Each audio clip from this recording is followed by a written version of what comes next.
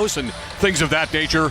All the while, we talk about Sanheim coming in for Team Canada on the back end. We now talk about Thomas Harley, who's in for Cale Makar, who misses tonight's game against the Americans due to that illness. And you've got the combinations for us, Dave, to bring our way as far as the back end is concerned for Team Canada. They're going to keep Morrissey and Parayko together, but Drew Doughty is now going to be with Thomas Harley, and Sanheim moves up. He's going to be with Devon Taves in that first pair. Yeah, I wonder how the power play is going to be structured if Morrissey maybe ends up going up to PP1 absolutely instead of Makar, but those are the formations now for the blue line for Canada. I love what John Cooper's doing with Thomas Harley. You get a young emerging defenseman thrown into this with not even one practice with this team, and you want to insulate him. What better way to insulate him than to pair him up with a guy like Drew Doughty, who can probably be that calming presence to a Harley who's going to have his heart running at about 160 beats per minute throughout this night. And that's one of the reasons Drew Doughty's part of this group, was to have that veteran presence in the room that some of the younger guys can look up to. You see a calming presence from Drew in a situation like this, it kind of just makes you feel a little better. You kind of ease a little better. And for a guy like Thomas Harley, who's just tossed right into the fire, that's a smart decision, I think, by John Cooper and the staff. And we talk about 48 for Harley. That's what he's wearing. I'm still getting used to 89 for Drew Doughty, right? Right. That's true. Maybe he could have got number 8 back tonight since Makar's not using it anyway, right? In all seriousness, obviously that's not the case. But the fact is, Drew did say he was born in 89, so that was his go-to number when 8 wasn't available. Right. Because Drew was a late addition to that team and Team Canada. We'll take on the American squad tonight. On the surface, we've talked about pundits coming into the tournament. We felt like, hey, the U.S. might be the team to beat. Yep. Many have wondered on the surface, is Team USA on paper more talented than Canada? I'm not sure I would go that far. Right. Having said that, though, the U.S., by virtue of what they've got, namely Big Hellebuck between the pipes, you could clearly make the case that they were the team to beat coming into this tournament. Absolutely. And it's going to be up to Canada to prove otherwise starting tonight. Yeah, without question. I think everybody, myself included, I know we've talked about this when the tournament started. Yeah, U.S. is the favorite. Canada seems to be the betting favorite, but I think just based on everything, the U.S. for me was the favorite coming into this tournament, and nothing's really changed from my perspective based on the first couple of games or first game each that these two countries have played. This tonight is going to define a lot. And it's also going to set the stage not only for the potential final, but also for what's going to happen a year from now. Great point. In Milan in the Winter Olympics. Sure. This is a stage scene setter to a certain extent for this big tournament and for the most elevated, highest level international competition. Well, whoever, as you hear the booze rain down, because Austin Matthews right now is being shown on the Jumbotron above center ice. They don't like Leaf guys here they in don't Montreal. like Leaf guys. I mean, ask William Nylander about that. We knew when he had the puck earlier today, didn't we, in that game against Team Finland? When he had the puck, there were all kinds of booze raining down on him as well. Crosby up on the Jumbotron. That's the reaction you get when Sidney Crosby's face gets shown on the Jumbotron as well. And you're right to bring up Italy next year, too, because a lot of people have looked at this tournament as a bit of an audition for the Olympics next year. Now, keep in mind, everybody talked about Logan Thompson not being a part of it and such. You know, there are still going to be guys on the outside looking in that want a piece of this action coming up at the Olympic Games at this time next year. But again, if you're the type of person that can step up at a game like tonight, Hockey Canada's watching. This will go a long way towards you being, at the very least, going into next season, 25-26, as being under consideration to get that call. 100%. Yeah, and I asked a couple of the players on the U.S. squad specifically what they felt about that. Is this going to be? And they said, look, yes, it's in the back of our minds. Then yada, yada, yada, task at hand, we're focused on today, blah, blah, blah, blah, blah.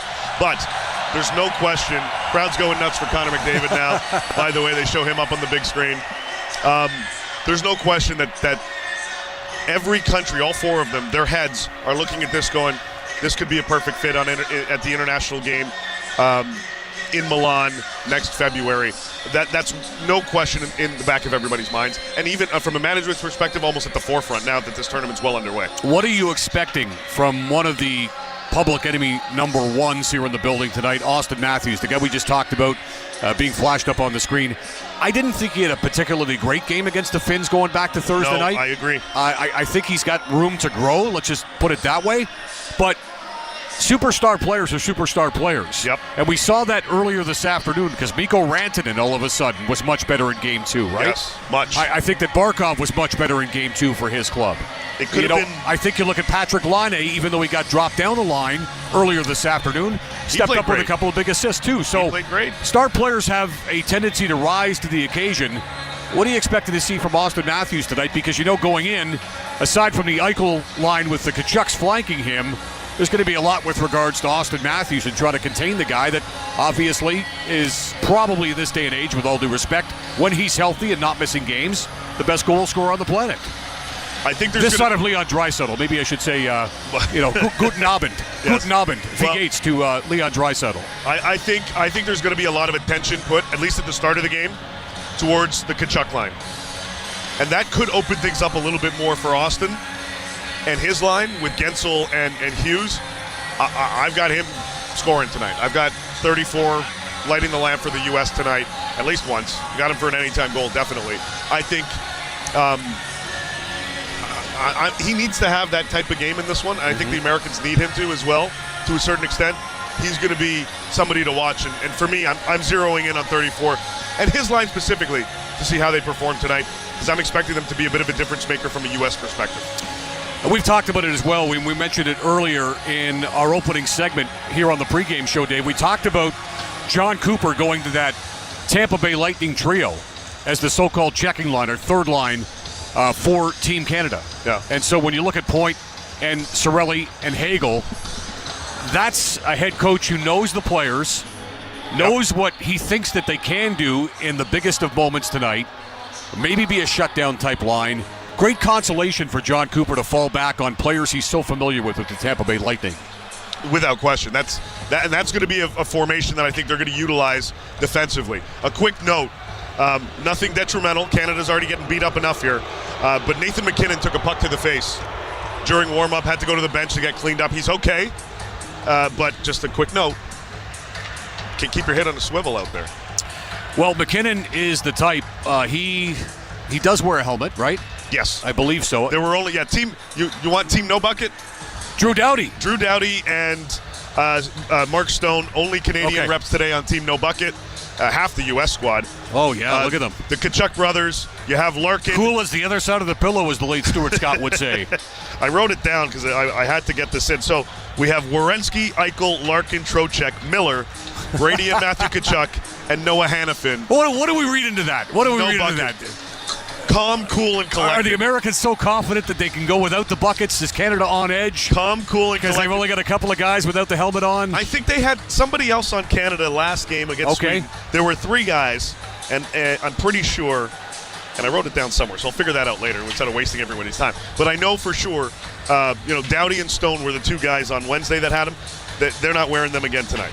Seeing Mark Stone down there outside the Team Canada dressing room before the game, you forget how big he is. Yep.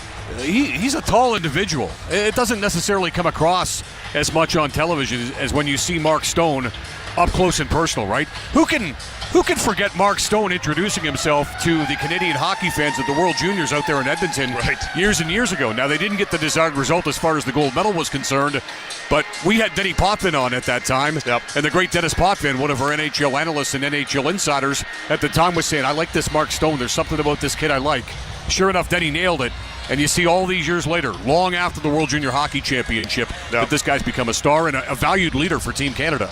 Big time. Huge leader for them. And it is only Stone and Doughty in the first game as well that didn't have the helmet on during warm-ups. Sweden had 3 guys. But he's evolved into a tremendous leader. There's a reason he's got the C in Vegas. He's not your rah-rah kind of guy, per se, but he is a leader in every sense of the word. It's shown in Vegas. And he's a big part of the leadership group here for Team Canada. Let's not forget, too, that in the midst of this Canada versus U.S. battle, you've got teammates that are facing each other, like family members, right? Yep. Charlie McAvoy on the U.S. side, Brad Marchand on the Boston Bruins side with Team Canada as well. They're teammates with the Bees. They're almost like best friends. Yeah. Very, very tight. They're saying all the right things, that if it comes down to hitting him or him hitting me, we're going to get at it. And I remember a while back, when we had Sam Bennett on our program.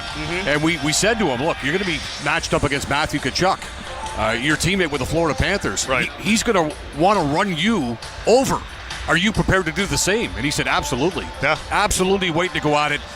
You put aside all the allegiances and the friendships and things like that when it comes to this, and ultimately that's the great thing about our sport, right? That's the great thing about hockey is the fact that, you could be best friends with somebody, but when you get on the rink and you're wearing different sweaters, Enemy. you're willing to go right through him. 100%. You go grab a beer after the game. The same like when the guys scrap. Drop the mitts. Oh, yeah. Duke it out, Nice shot scrap. for shot. Good job, buddy. Nice little love tap. Absolutely. Let's grab a beer after the game.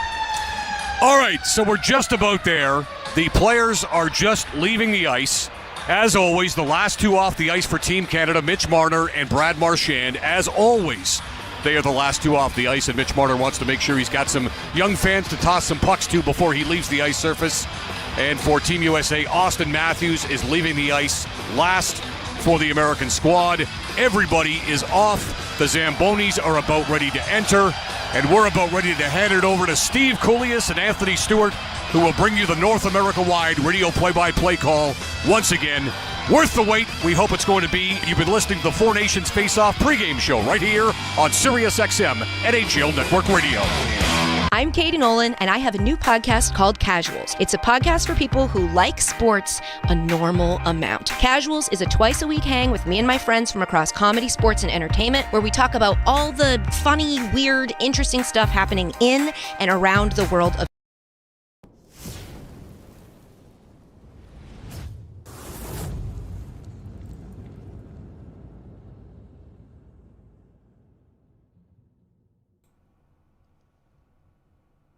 What's up, hockey fans? Go Canada, go! Go Canada, go! Or are you rooting for the United States of America? And Austin Matthews, captain of our Toronto Maple Leafs, thank you for hanging out with us tonight. Please hit that like button. Let's get more hockey fans here in the chat, hanging out, making a difference in our community with SickKids Hospital. Thank you for hitting the like. And if you've done that, please share this out as well. TikTok, Twitter, X, whatever you call it, Instagram, whatever you have.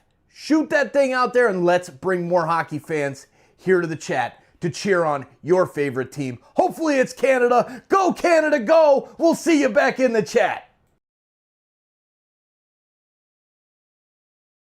VPN. We have a special birthday deal.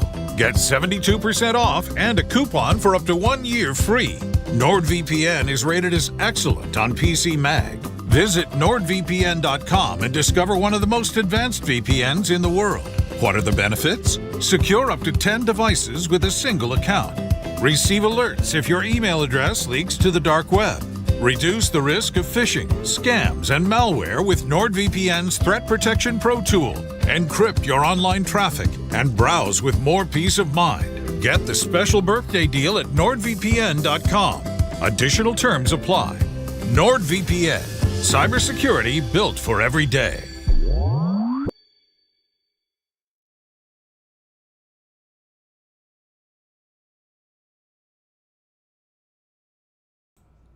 What's up, hockey fans? How we doing tonight? It's time to go get that cocktail poured. What am I drinking tonight? I don't know. We're going to have margaritas. We're going to have some scotch again. Beer. I don't know. The dinner order is placed. Thank you all for hanging out with us. Tonight is going to be such a fun night as we are participating in the SickKids Charity Challenge with AMD.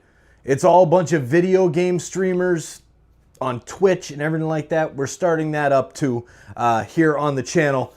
So we partner with Sons of a Pitch Soccer Central, my other channel where all of this started, and it is all coming to fruition today. We're giving away some Toronto FC tickets, so Toronto fans, get in. All it takes is a $10 donation to the SickKids link that I'm going to pin in the chat. If you send $10 to SickKids Hospital, you get an entry into our live drawing at the end of the stream tonight, either on this one or my soccer channel stream. We'll see you guys back in the chat. Big shout out to everybody here already. Roboto, Lisa, we got Connor in the house, Stefan. Oh my god, I can't. The only ones I can read are highlighted. There's Pierre as well.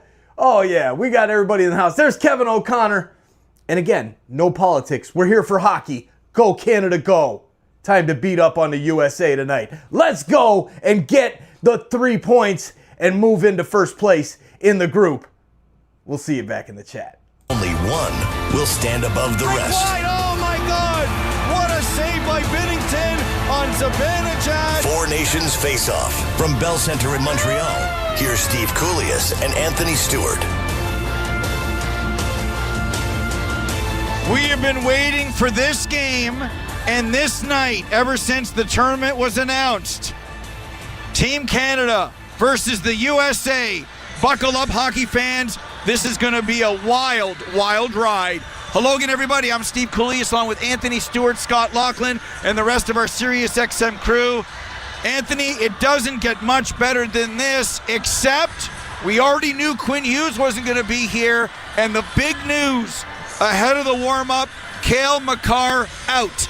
Now what for John Cooper? Well, it's a big, big hole, Steve, to fill for this Team Canada team and Cale Makar, who's probably arguably the best defenseman in the whole entire National Hockey League.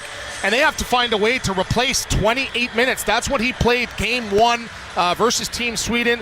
So I'm going to be looking for guys like Morrissey, who played 23 minutes. Guys like Parayko. Devon Toews is probably going to add an extra 2-3 minutes as you see other defensemen, Travis Sanheim and Thomas Harley, drawn to this lineup. So any way you dice it, it's a big, big hole to fill. And Cale Makar is going to be greatly missed by this Canada roster as they play a heavy and stacked USA team. So this is going to be a big, big challenge for a depleted defense corps to stop the Tkachuk brothers, Jack and the two Tkachuks. When they were put together, the game changed, and they were the story for the USA against Finland. 100%, and the Tkachuks took over the whole entire game. In that second half, you had Matthew Tkachuk with 3 points, a goal, and 2 assists. Same thing with Brady with 2 as well. So it's definitely, Canada's going to have to find a way to sort of weather that storm. So a bit of a lineup change for Team Canada as they stack that bottom line there with Cirelli, Point, and Hagel. Hopefully some chemistry will work well as they play together with the Tampa Bay Lightning. Sam Bennett draws into the lineup. He can be an equalizer as he's a guy that plays physical. He plays on that edge, and he could be a deterrent or counterpunch to that Tkachuk lineup too. But this Canada team is built on speed. They're built on excellence. So I'm looking for players like McDavid and McKinnon and Reinhart to really step up for Canada to have a chance to defeat the USA.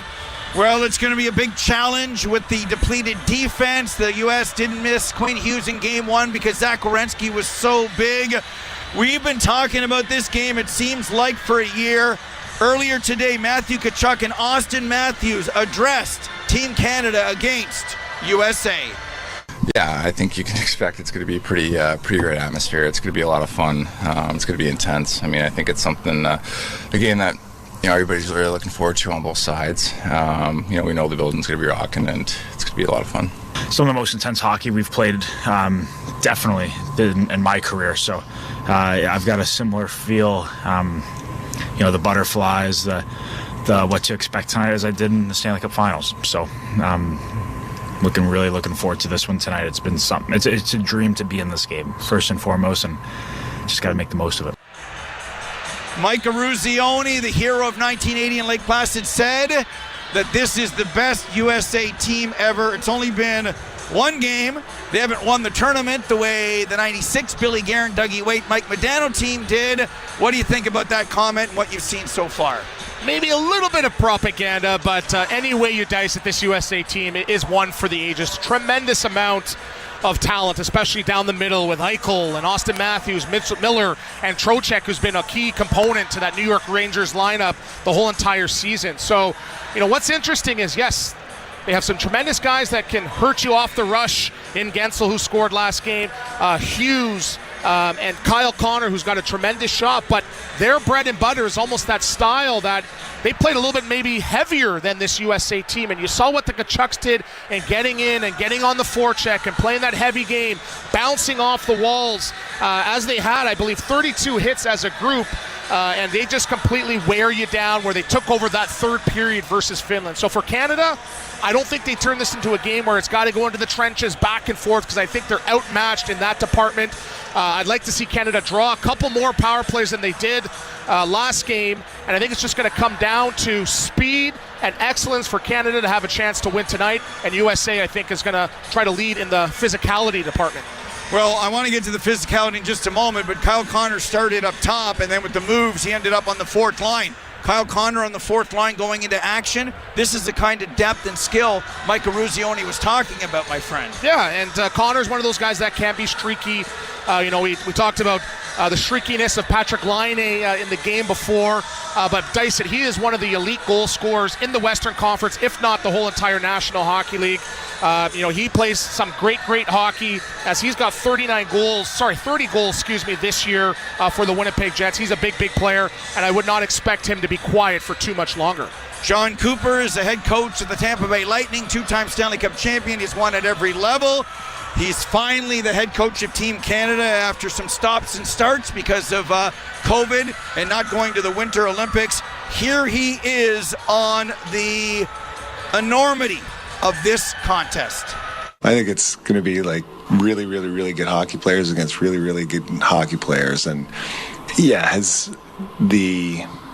you've gone through the history of international hockey, and a couple decades ago, the U.S.-Canada probably wasn't a big deal, but because of, the progression USA Hockey in the last, 20 years has really propelled them to the forefront of hockey. And much like probably Sweden, Finland will be earlier in the day, this is pretty much the same thing, except for it's on our turf. So I think I think it's going to be a ton of fun. I think that day, for so many reasons, with both those games going on, will be just, to quote Bob Johnson, a great day for hockey.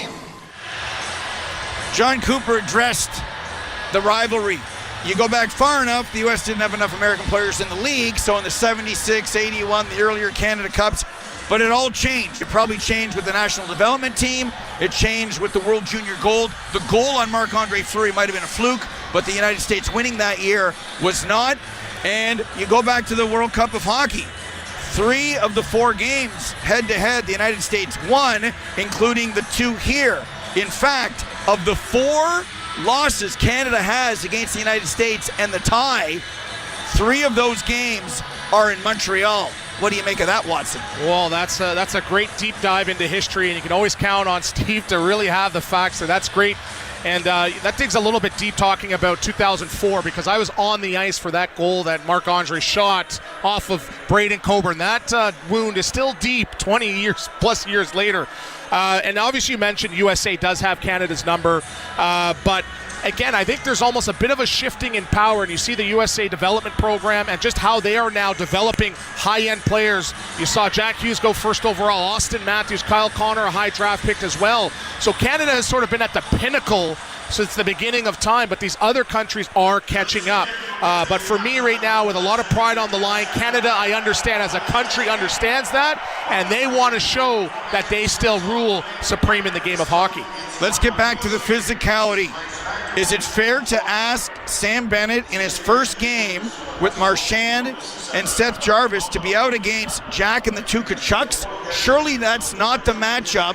And what defenseman or defensemen with Petrangelo's not here, Shea Theodore got hurt, now 3 of the original 6 defensemen for Team Canada are all out of the lineup. How do you play the matchup game? Well, I'd probably play the McKinnon line, right? Because Stone is a guy that can absorb some contact. He's a big body. He plays a good 200-foot game. I don't think that Bennett line can necessarily keep up with them. And I'm worried about Bennett crossing that line. The Kachucks are the kings in today's National Hockey League of towing that line, where they do get the other team off their game, but they do it within the confines of the game. We've saw Bennett over the years throw an elbow, a chicken wing here and there. That can't happen in today's tournament, because if that happens and he takes a 5-minute major, that could be the difference between a win and a loss, a gold, or not even advancing to that final game. So if I'm Coach Cooper, you know what? We're going to turn those Kachucks into background noise, let them run around, let's hopefully have them take a couple penalties and get back onto the power play, where with this elite talent, you can definitely take over the game. What do you think about John Cooper's Tampa Bay line? Hagel, Cirelli, and Point. Obviously, Cirelli can play the wing or center. Same with Braden Point. They're together. There's a lot of options right there. How do you see that line if it is indeed the third line? Well, I'm doing my math here. That's over 60 goals, and that chemistry, can come in, fairly handy in a short-term tournament, right? You need to get as much chemistry as possible, and those guys are great at just finding each other, finding those little soft pockets all over the ice. So as a fourth line, yeah, I don't think they're going to be up and down and running over guys, but I could see them really pushing that offense against an outmatched USA, where I believe that is their one weakness. Maybe the depth up front. I could see them taking advantage of that Trocheck line because they have probably a little bit more natural talent. So if I had to handicap it, I could see that line as a whole being an X factor. I would not be surprised to see them get on the board a couple times tonight.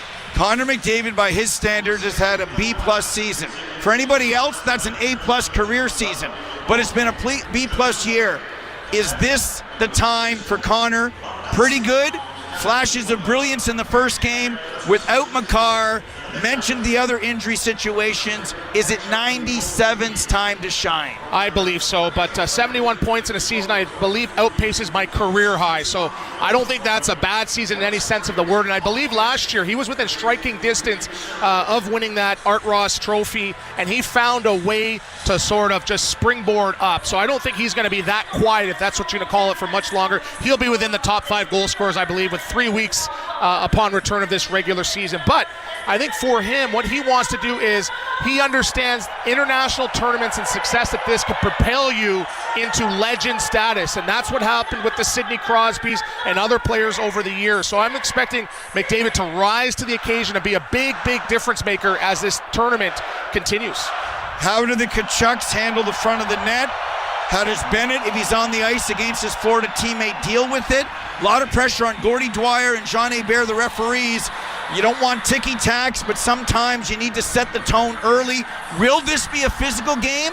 Or will these guys understand the importance of staying out of the box and not have the extra shenanigans? Well, I'm predicting, Cooley, that if we kept our eyes closed for the first 5 minutes, we're going to hear that glass rattling probably 5 or 6 times. And I would not be surprised that Tkachuks to really charge that goal mouth, because they know that over the years, Bennington can lose his cool. So I think they're going to test him a little bit, but I'm worried about them towing that line. They do that, and then Canada comes in, retaliates, and takes a 2-minute penalty. So, again, I want to see that discipline from Canada, as if they go now and turn this into a street fight, I think they're going to be on the receiving end of it. If the United States wins in regulation, that's 6 points. Nobody can catch them. They go right to the final. Finland, Canada, and Sweden 2-2-2, which means Monday will be very important. What do you think happens tonight? Low-scoring, high-scoring affair. What do you see in your crystal ball? Well, Steve, I know you like your sleep, but I think you're going to be going to bed a little bit later tonight, as I'm predicting an overtime win. I'm going 4-3, another win for Canada in overtime. 5-2 USA. They love playing in Montreal. They'll be motivated by the booing. They'll be motivated by the crowd. And then I wonder if there's 1.5 kind of slip-ups in the Canadian net. If Aiden Hill were to play on Monday against Finland, that would turn out to be a critical game. The first tiebreaker, I'm told by the NHL, is head-to-head. So Canada would play Finland, and they already have beaten Sweden, Stewie, so that might come into play as well. When you look around here, Stewie, is there any place else you'd rather be? I'm looking at this atmosphere. This is something that I'm going to remember for the rest of my life. I'm jealous right now that I didn't have an opportunity to play in a tournament with such regard. The fans, the city, the country embracing Team Canada. It's a big, big game tonight. I'm definitely excited, and I'm a super fan tonight, Steve. And the crowds in Montreal have been great. They've got a special presentation before puck drop and the anthems. Oh my goodness, ladies and gentlemen, boys and girls, the building is sold out. We hope you enjoy the game across Canada, the United States, Newfoundland, and the world. The next voice you hear will be that of PA announcer Michelle Lacroix, and a star-studded opening. Enjoy.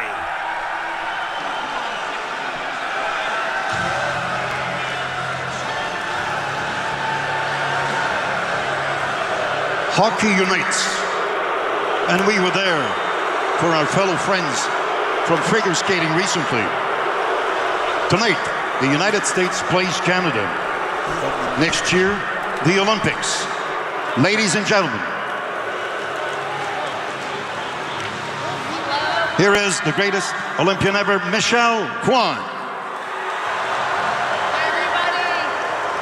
Well, first of all, I want to say thank you to the NHL community who are supporting our skating community. I'm so proud to be in Montreal to introduce Team USA. Give it up, everybody!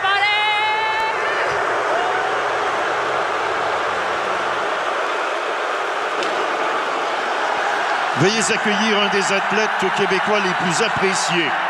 Nous le reconnaissons facilement par ses initiales. Le meilleur combattant des arts martiaux mixtes de l'histoire, Georges Saint-Pierre.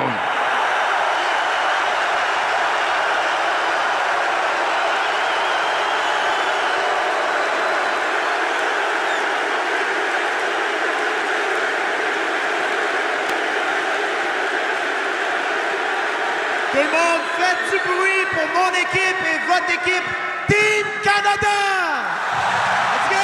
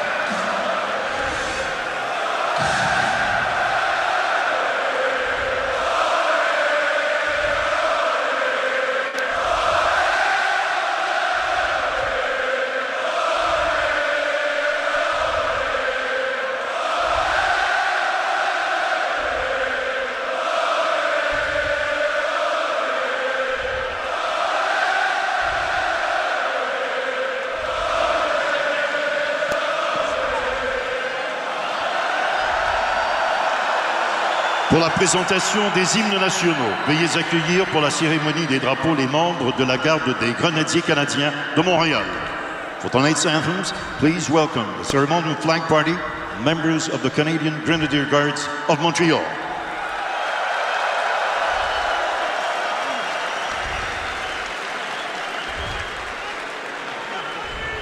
Mesdames, Messieurs, veuillez maintenant vous lever, retirer chapeaux et casquettes pour l'interprétation des hymnes nationaux. Please now rise, remove your hats and caps for the singing of the national anthems. Malgré les récents événements, nous vous demandons, dans l'esprit de ce grand sport qui nous unit, de respecter les hymnes et les joueurs représentant leur pays. We also ask, in the spirit of this great game that unites everyone, that you kindly respect the national anthems and the players that represent each country.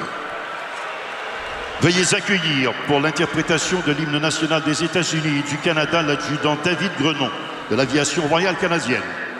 Now for the singing of the national anthems of the United States and Canada, please welcome Warrant Officer David Grenon of the Royal Canadian Air Force Band. Oh, say can you see by the dawn's early light what so proudly we hailed at the twilight's last gleaming, whose broad stripes and bright stars through the perilous fight o'er the ramparts we watched were so gallantly streaming, and the rocket's red glare, the bombs bursting in air,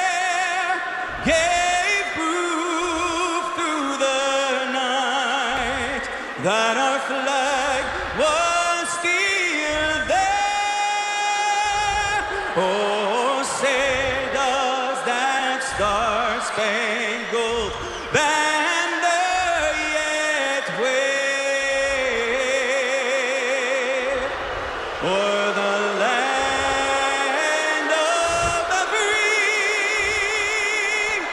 and the home of the brave.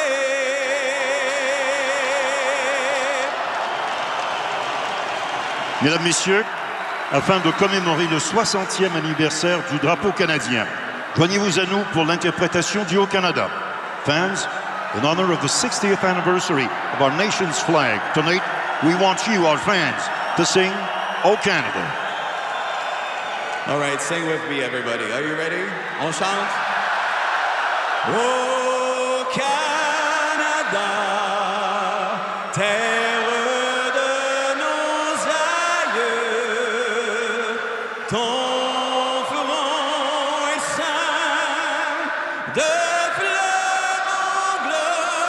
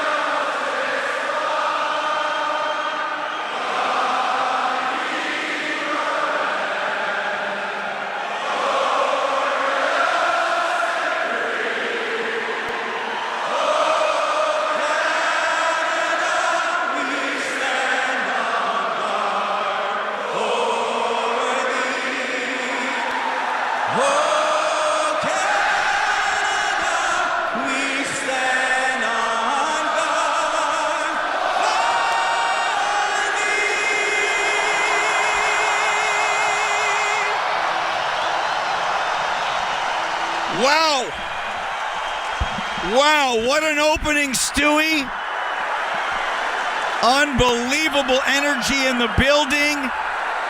Now the youngsters are at center.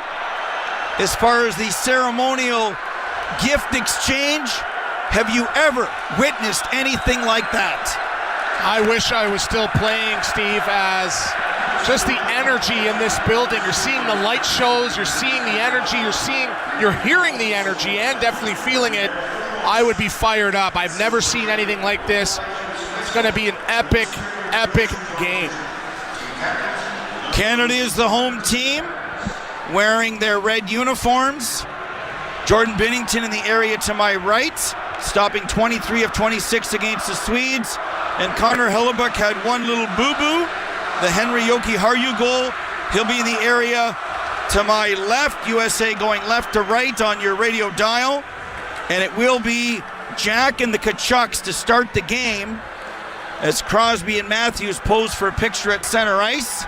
And it looks like the Tampa trio of Hagel, Cirelli, and Point will get the call.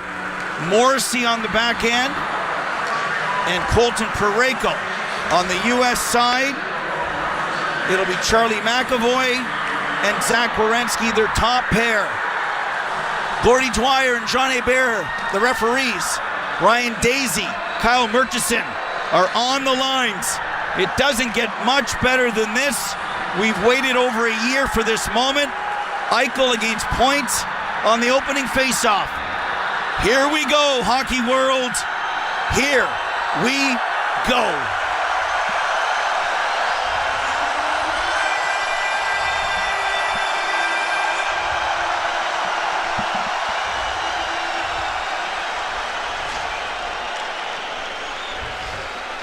Eichel set, Braden Point, and we are underway. Point wins the draw, and we've got a fight. We have a fight off the opening faceoff. Brandon Hagel and Matthew Tkachuk. It took 2 seconds. They're at center. Grappling. No punches thrown yet. Hagel throws a right. Tkachuk a right. Hagel. Tkachuk. A little jab. Hagel shot. Another shot by Hagel. Tkachuk's helmet is up. Hagel has an arm free. One punch. And now Hagel takes Tkachuk to the ice. How do you like it so far? Cooley, it's safe to say this is the loudest I've ever heard any building in 40 years that I've been involved in this game. And if there was any question on, were they going to take this seriously? Were they going to elevate? Were emotions going to run high? We have that answer. 2 seconds into Canada versus USA. Spirited bout, slight edge to Hagel. Steve, we're ready to go here. We're ready to go. I'm ready. I'm coming for the second period here. Amazing. Amazing. I just got a text from somebody at the league. The All-Stars weekends are gone. They're gone. It is over. It's official. So Hagel and Tkachuk are in the box. Sam Bennett comes out to take the place of Hagel, and that's going to move Point over to the left wing. And JT Miller is on now in the place of Matthew Tkachuk. Brady's taking the draw against Sam Bennett, and we have another fight. Sam Bennett and Matthew Tkachuk. 1 second later, Bennett has a right free.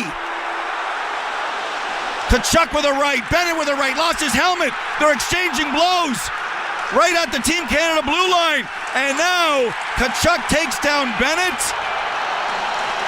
3 seconds into the game, 2 fights, and the Tkachuk brothers will be side by each in the penalty box. Have you ever seen a start to a game like this?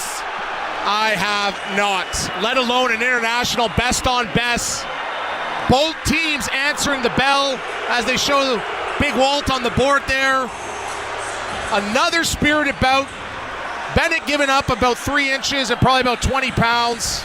Slight edge to Tkachuk there.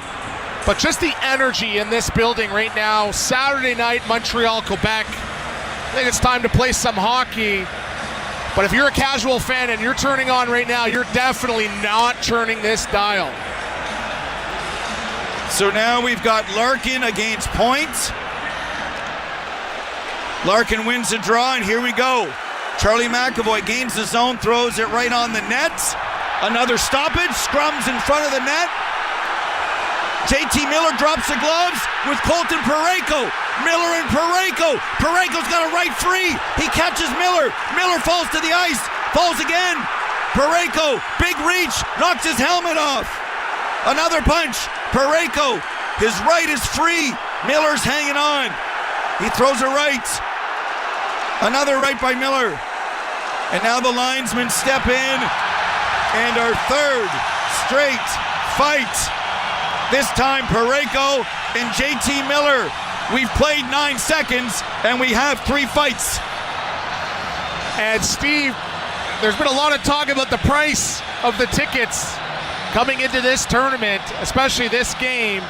And I can tell you 10 seconds into the game, it is well worth the price of admission.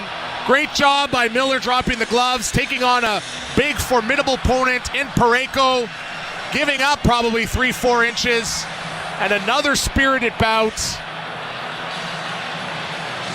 If it gets any more physical, I think Big George Larocque's going to have to suit up.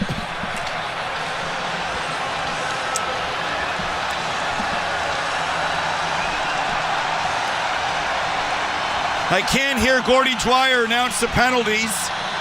I know he pointed face-off in the USA zone, which can only mean a Team Canada power play. Because the face-off would be either to the right or left of Binnington or outside the zone. I think Miller's going to get the instigator because he dropped the gloves first. It could be that, or I did see them crashing that crease. So I'm not sure if it's a goaltender interference. I think you might be right there, Cools.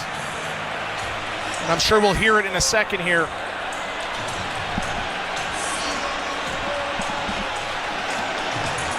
Either way, Team Canada goes back to an early power play. This is even earlier than the Willie Nylander high stick. Sam Reinhart will take the draw. Crosby, McDavid, Josh Morrissey is now your power play 1 quarterback. Pretty good secondary option. Face-off 1, right to Morrissey by Reinhart. Canada sets up. McDavid, right wing circle. In the slot to Reinhart. That's his office in Florida. He fanned on it. Trocheck tries to clear, kept in by Nate McKinnon. Back behind the net for McDavid. Into Reinhart. Down low to Crosby. Back in front of the net. That didn't work. Kept in at the line by Morrissey. McDavid to Crosby. Bobbles it. Gets knocked over by McAvoy. Here's McKinnon coming out in front to Morrissey with a shot. Hellebuck to save. And we get a stoppage in front as Crosby gets into it with Jacob Slavin. We've played 38 seconds. Canada on the power play. If you're just joining us, shame on you. I don't even want to tell you what you missed. Fans wanted another call there as McAvoy gave a little bit of extra business to Crosby behind the net. But USA's got to be careful. If you get too involved in the extracurriculars, it opens up a lane there as Morrissey almost blasted one home to make the game 1-0. Brock Nelson on the draw against Reinhart. Reinhart wins it again to Morrissey. He gets tangled up with McDavid. Morrissey now getting hooked. No call by Jean Hébert. McDavid with speed. Cuts into the USA zone. Near side to McKinnon. Back to Morrissey up top. Far side for Reinhart to McDavid. Setting things up to Crosby. Tries to find McKinnon. It was broken up on the plate nicely by Jack Eichel. Eichel with 2 assists in the opening victory for the U.S. gets it out and down the ice. Binnington setting up shop behind the net for Drew Doughty. McDavid stays on, as does Crosby. The only change is Doughty, who drops it to McDavid with speed. McDavid in over the line. He gets tripped up. No call. And it's shot down the ice. McDavid's looking at both referees there and let him play. Here comes Drew Doughty. Drop back to Nate McKinnon. Stanley Cup champion. What a move. Right in on goal. Slides one wide of the far post. Doughty at the point to McKinnon, who loses the handle. He's going to have to change as he sends it to Doughty, who loses it to Larkin, who does a great job killing this penalty, poking it down the ice. Mitch Marner, the overtime hero, drop back here to point. Far side for Doughty as the 2-minute minor will run out here, served by Kyle Connor, and the U.S. will kill their first opportunity. And out of the box comes Connor, and he's got a chance. Kyle Connor, one-on-one, spins away from Devon Taves. There's Travis Sanheim, his first shift of the tournament, in for Shea Theodore. Back to the point, Hannafin with a shot. Just went wide of the short side. Adam Fox, Norris Trophy winner of the Rangers, bumps over Braden Point. He keeps it in at the right point. Over to Hannafin with a shot. Binnington never saw it as it whistled wide. Fox pinches in again. Puck is rimmed on the boards to Mark Stone at his right wing spot, and he chips it out to relieve some pressure. Puck is played into the Canadian zone. Binnington leaves it there for Harley. Couldn't find Marner, and the U.S. is back at it. Brock Faber pumps it in. Thomas Harley, 23 years of age. 3 years Mississauga from the GTA. What a position for the 23-year-old to be in, and he's playing with Thomas Harley. Yeah, good opportunity for him as he didn't have a chance to practice today as Cale Makar took part in that morning skate. Harley and Sanheim on together as the puck is cleared to center. Seth Jarvis chases it down. His first shift of the game. We had back-to-back fights. The Kachucks are in the box. Miller's in the box, as is Parayko. He fought Miller. Bennett fought Brady. And Matthew fought Brandon Hagel. Wow. And we have not even played 5 minutes. That's probably the best start to any game I've been a part of or seen, with so much at stake there too. So it's going to be interesting to see now how the Kachucks now respond. Again, I don't like this exchange with them sitting in the box talent-wise, as they're relied upon to play a heavy offensive game. Let's see how they play in the truculent department going forward. Reinhart has his pocket pick. Larkin with a shot. Fires it wide of the short side. Reinhart, puck battle with McAvoy, who wins it to Boldy in his own zone. Back to McAvoy. Tries to get it to Jack Eichel. Morrissey's there. He gets it 12 feet, but he's knocked down by Boldy, and Boldy comes back the other way. Boldy, Eichel, and Larkin. The lines are in a blender because we got 6 players in the box, 3 on each team. There's a short side chance for Werenski. He tried to go over the right shoulder of Binnington, and the puck ricochets over the glass and out of play. Nice little chip shot by Werenski there, trying to catch Jordan Binnington sleeping. And I think for USA right now, as they sent that message, I think they got to focus a little bit more on hockey. Because what you don't want to do is give this Canada team 3-4 power plays a period. That's just deadly with talent and abundance of goal scorers. Matthews wins the draw, and he has a great chance in front. That might have been Thomas Harley who picked his pocket. Harley now on with Drew Doughty. I think that's the original plan. Everyone's in a blender now, and you got 5 defensemen and missing 2 forwards. Crosby loses it. Stone stop rebound. Harley loose. Crosby poking away, and Hellebuyck keeps it out, as that was Team Canada's best chance. Vegas captain Mark Stone denied by Hellebuyck. And that starts with a drive by Sidney Crosby going to the net, and he just gets his pocket pit popped. But on the doorstep is Mark Stone, who doesn't miss too often from there. Amazing save by Hellebuyck. Great job, as he's already got some big size at the top of that goal crease, cutting off that angle to keep the game 0-0. What a start. What a start. And for those who thought this tournament wouldn't be engaging, entertaining, or didn't matter, I hope you're enjoying Little House on the Prairie rerun somewhere. Face off to the left of Connor Hellebuyck. Trocheck on the draw against McKinnon. Trocheck wins it. Ends up on the stick of Jacob Slavin, and the veteran Carolina Blue Liner brings it in. Couldn't get around Sanheim. Picked off by McKinnon, but he had no room as the puck bobbled over his stick. This is shot down the ice by the USA. That was Brock Faber, and icing on the play. Crosby get involved in the physicality as he throws a big hit to create a little bit of a rush there. And that's the thing about Sidney Crosby. He's described as a skilled power forward. As he gets in to the net, he gets in the corners, he's not afraid to get involved in the extracurriculars. And that's why he's so popular amongst fans throughout, not just Canada, but the whole entire world. Sanheim is 28 years of age. He's on right now. He had to retreat after that draw was won by Team Canada. I don't think Devontae's made the right play there. Sanheim smartly hinged, as we say, Stewie, and kept the Americans from breaking out. The puck is pumped back in by Sanheim. Offside. 28 years of age from Elkhorn, Manitoba. Remember, John Tortorella pumped his tires earlier in the year and said, I hope Hockey Canada's watching. I guess they were. Yeah, 27 points this year for the Philadelphia Flyers. And just on that D-to-D, it's tough, as Sanheim is a left shot playing on the right side. You almost have to present and exaggerate your stick where you want to get it, because sometimes when that puck comes across, you just got to get it off. And it not being his natural side makes it a little bit more difficult to receive that pass. The Tkachuks, Hagel, and Parayko are free. That just leaves, or check that, Hagel and Bennett are free. The Tkachuks are free. And let's see if we get back to free-flowing 5-on-5 hockey after the unbelievable start. Here's Zach Werenski at center. Shoots it into the Team Canada zone. Binnington behind the net. Reverse to Drew Doughty. Doughty to McDavid. Has speed. Breakaway. McDavid scores!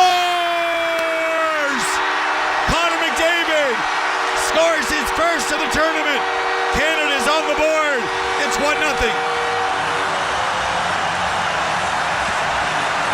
Amazing speed by Connor McDavid, the fastest player, especially with the puck. Starts with a great pass by Drew Doughty, and McDavid skates through 3-4 USA defenders. And when those feet get chugging, very, very difficult to stop. He drives, goes to his backhand, and roofs it for his first of the tournament as it's 1-0. Amazing speed, right by McAvoy.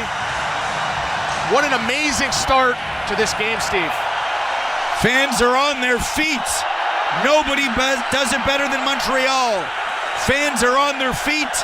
Nobody does it better than Montreal. McDavid from Doughty and Jordan Binnington, who set up shop behind the net. Here's Noah Hannafin up to Brady Tkachuk. Tkachuk, and Eichel are finally together.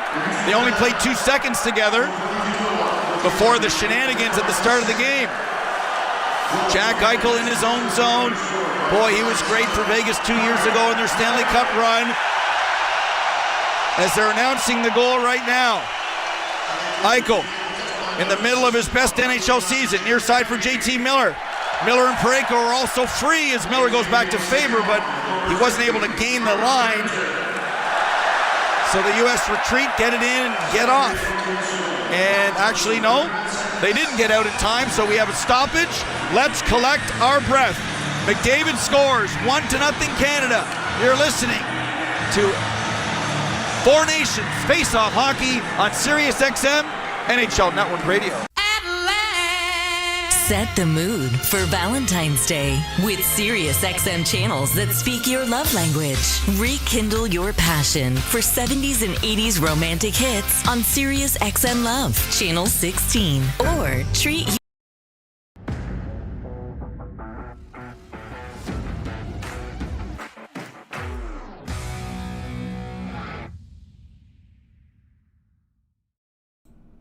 Hey, you. Yeah, you. The person that's hanging out with us, watching, listening, hanging out with us for the Canada and USA matchup in the Four Nations Face-Off. Now that we've got your attention, please hit that subscribe button and help us grow this awesome community of sports fans from Toronto while we cheer on our favorite team, which happens to be tonight, Canada against the United States. We'll be back cheering on our Leafs real soon. We do all kinds of sports here on TSI. Thank you for hanging out with us. Thank you for hitting that subscribe button. Now let's get back to the hockey. Come on, Canada. Let's keep it going. We got to get the victory tonight. We'll see you back in the chat. Hey, Juice, what are your financial goals? No goals. Like, no goals for retirement? No goals. What about a new home? No goals. Good talk. See you on the ice. No goals. Planning and protection on and off the ice. Go to MassMutual.com today. At Meineke, doing car care right means being able to fix now and pay later with Meineke Easy Payment Plans. Meineke offers multiple financing solutions so you can take care of your car and everything it needs, from oil changes and tire repairs to steering, exhaust and mufflers, batteries and suspension. There are over 700 Meineke independently owned and operated car care centers nationwide. Find one and schedule an appointment today at Meineke.com. Trust your key with Meineke. Meineke, doing car care right. Zach will feed him again. Hockey lives here. He looks left side. Shot, score! Sirius XM NHL Network Radio.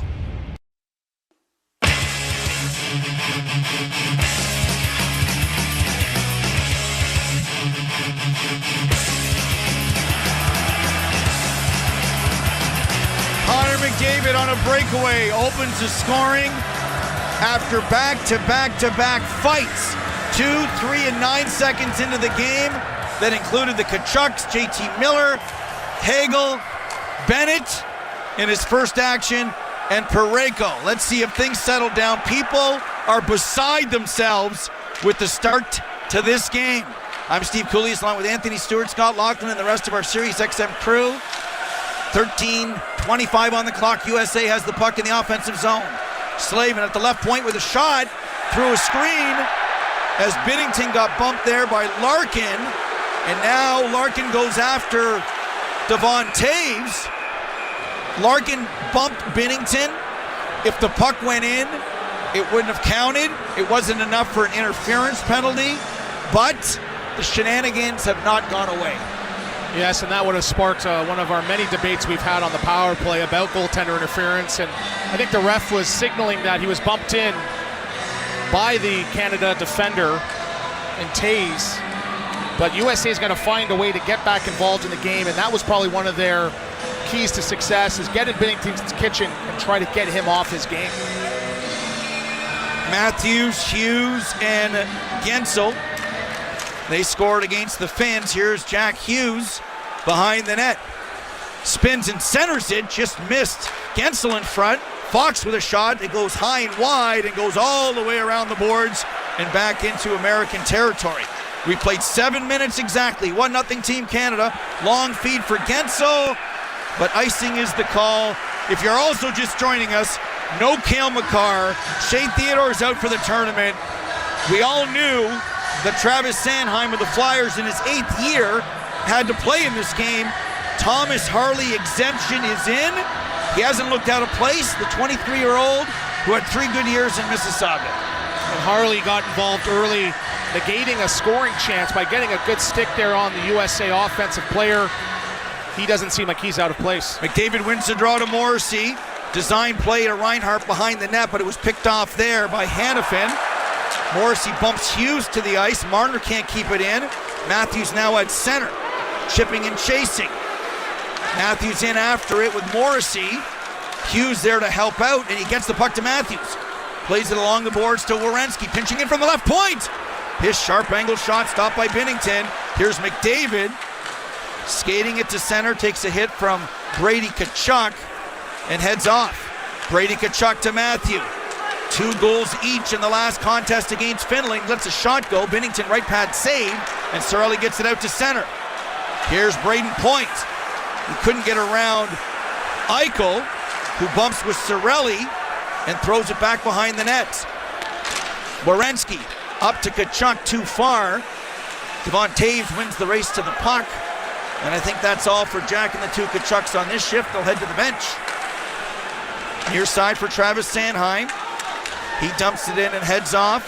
Hellebuck behind the net, plays it to Brock Faber. Had a nice assist on the Matt Boldy goal that kind of changed the game against Finland. What a story he's been. Remember, drafted by the Kings. Runner-up for Calder of the Year last year. Kyle Connor with an opportunity. Tried to dangle by Doughty, but Doughty said no way. Doughty's getting involved early. Assist on the Connor McDavid goal. Any questions about his health coming into this tournament? Seems like he's passed the test so far. Puck goes off the stick of Seth Jarvis and over the glass and into the crowd. I guess a fan caught it in the air there, so that's why there's some applause. As things have settled down, Stewie, a parade to the penalty box. I guess it's fitting with a certain fighter in the building. Well, I think we've had enough physicality in the first 30 seconds in this tournament to last the rest of the tournament, right? And USA, they don't want to turn it into a sideshow. They're playing from behind right now. I think for them, they need to stick to hockey, just continue to play physicality, and those Tkachuks need to stay out of the penalty box. Face-off won by McKinnon, back to Parayko, over to Crosby in the far corner. Adam Fox all over him. Puck comes to center where Morrissey pumps it right back in again. McKinnon, Crosby, and Stone are back out there. Fox starts out. Far side for Dylan Larkin. In over the line, plays it around the boards. Tap back by Miller to Fox at the right point, to Hanifin at the left point with a shot that's blocked. Stone can't find it, plays it to himself, up to McKinnon, but McKinnon couldn't corral the pass. Here he is again at center, plays it back to Morrissey in his own zone, to Parayko. Parayko to Crosby, backhand flip, and he heads off. We're approaching the 10-minute mark of a very eventful first period. We've had more fights than goals so far. I'd like to think that'll change as the game goes along. Taves, near side to Marner. Left wing boards to McDavid with speed. McDavid gets knocked over by Charlie McAvoy. McAvoy is the defenseman McDavid danced around to score his goal. McAvoy can play any way you want. Here's McDavid again. Near side to Taves. Back to Sam Reinhart. Tries to get it in for Taves. It doesn't work. And out comes Jack Eichel with speed. He's got Hughes with him. And Gensel. Gensel scores! Jake Gensel streaking down the left wing. It was a shot that perhaps Binnington should have stopped. Nonetheless, Gensel has 2 in the tournament. We're tied at 1. And this starts with a huge hit by Charlie McAvoy, riding Connor McDavid into the ice, into the boards.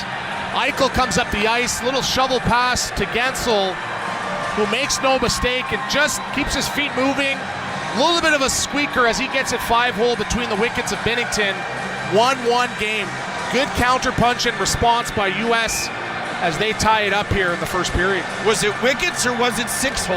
I think it was the 5-hole. My eagle eyes from up here, that's what they're telling me. Well, they're never supposed to see a sweat, but Binnington put his head up in the air as if he should have had it. Either way, a huge break for the U.S., and we're tied at 1 in a crazy hockey game with 9:30 on the clock.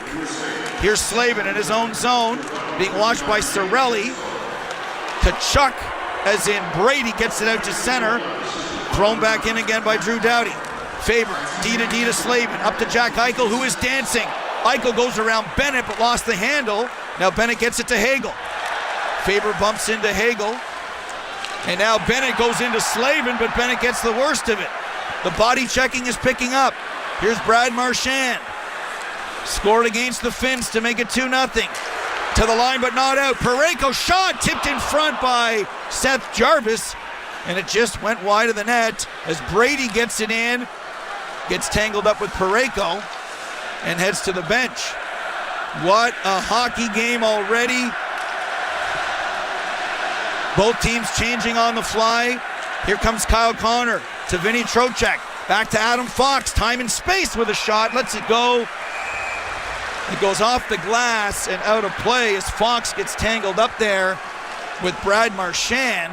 As we get another look at the Jake Gensel goal, it kinda looks like the Crosby goal from Vancouver. So both countries are even. How about that? Yeah, it looks like both goaltenders. Who was in that? Ryan Miller back then. So both goaltenders want that one back. Game tied 1-1. We're back to Montreal after this. It's soccer's most thrilling league. Only the Premier League can make you feel like this. And now every match is on the SiriusXM app. Can you believe it? From the title race. This is remarkable. Keeps this title charge on track, surely. To the relegation fight. The impossible may still be possible. Hear every English Premier League match on SiriusXM FC 157 and the SiriusXM app. Just search for your favorite club. 24/7 Hockey Talk. Vegas Golden Knights General Manager Kelly McCrimmon. Alex Pietrangelo, his decision to have to step aside from the Four Nations Faceoff. These are decisions that players have to make. This was 100% Alex's family, the decision that they made. And, he's going to continue to play, but there are some things that need to get taken care of that he'll do here as we go along. SiriusXM NHL Network Radio. SiriusXM 91. And on your schedule with the SiriusXM app.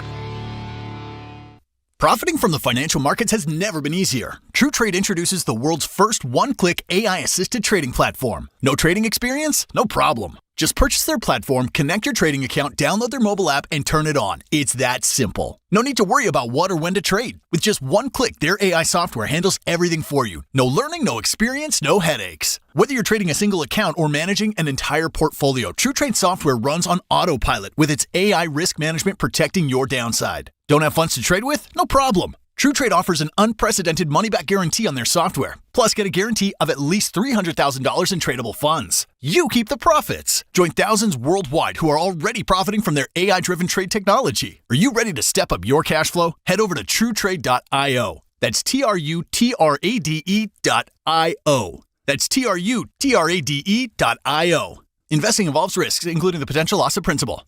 Past performance does not guarantee future results. See terms and conditions. Before, during, after. Backhand scores! What a play by Jack Hughes! SiriusXM NHL Network Radio.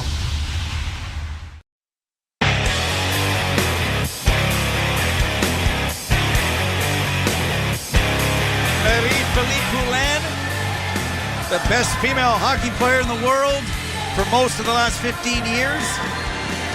Hero of Vancouver 2010 was just shown on the Jumbotron. 8:31 to go. Period number 1. 1-1, Canada-USA. Draw controlled by Gensel. He couldn't get it towards the net. Team Canada comes back the other way. Led by Mitch Marner. Tries to toe drag around Matthews. His Leaf teammate doesn't work. He's probably seen that in practice before. McDavid at center. Back to Morrissey in his own zone. He goes D to Parayko. Up to Reinhart right side. Cross corner shoot into McDavid. He gets bumped again by McAvoy. That's the second body check by McAvoy and McDavid. But McDavid steals the puck momentarily. McAvoy picks it off and skates it out to center.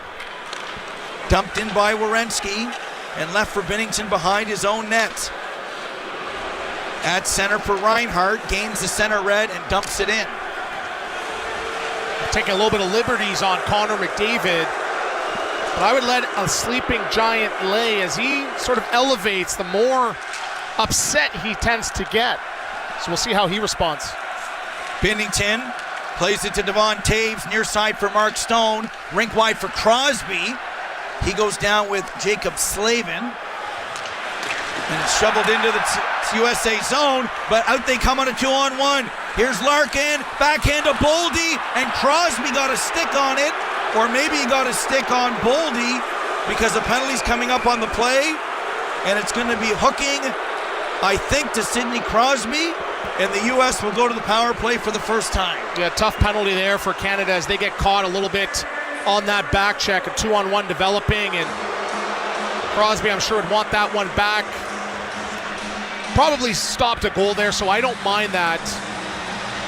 And he'll sit for 2 minutes or less on a hooking call. And we knew, Cools, that this next penalty was probably coming to U.S. That's the way the cookie crumbles in today's professional hockey. Well, as you alluded to, it was a penalty, and it probably saved a goal on a 2-on-1. So here we go. Matthews wins the draw. Back to Werenski. He's running the power play, of course, without with Jack's brother Quinn. Had 3 assists in the opener. Bad feed there by Matthew Tkachuk, picked off by Cirelli, and he gets it out and down the ice. It's the one strength for Team Canada. They have some great penalty killers, starting off with Cirelli and Point. The first one's out the door. Mitch Marner deployed second here. Matthews, to a chorus of boos, drops it for Eichel. He gets it into Gensel. Back around the net. Eichel couldn't corral it. Tkachuk does as he gets thrown to the ice. Puck comes to Gensel in front of the net, looking backdoor tap in for Eichel. That just failed to click. Matthews, right wing circle. Behind the net for Matthew. Back to the point for Zach Werenski. Near side for Matthews. Shot save, rebound. And a big save by Jordan Binnington. That's his best of the game on Gensel. It's still 1-1. Great job by Binnington. Great response after that first goal being a bit of a squeaker. A little shot redirect from Austin Matthews. Goes off Tkachuk's stick. Rebound goes to Gensel. And he gets that pad scrolling across to keep the game 1-1 with 1:06 to go in this power play. Face off to the right of Binnington. Reinhardt on the draw with Matthews. Same power play for the U.S. Werenski to Matthews. Back to Eichel near side. Right wing circle with a shot. Loose in front. Matthews there. Can't put it in. And it's shot out to center ice by Sam Reinhardt. Zach Werenski taps it back for Eichel. Over to Matthews. Clean zone entry on the power play to Tkachuk. Back to Matthews near corner. To Tkachuk, right wing circle. Leaves it for Matthews. Back to the point to Werenski. Keeps it in. Has Eichel on a one-timer. Chooses to wait. Get it to Tkachuk behind the net. Over to Eichel. And again, so with a shot. Hit the side of the net. 25 seconds in the minor penalty to Crosby. Werenski lets a shot go. Goes off the stick of Gensel. Broke it.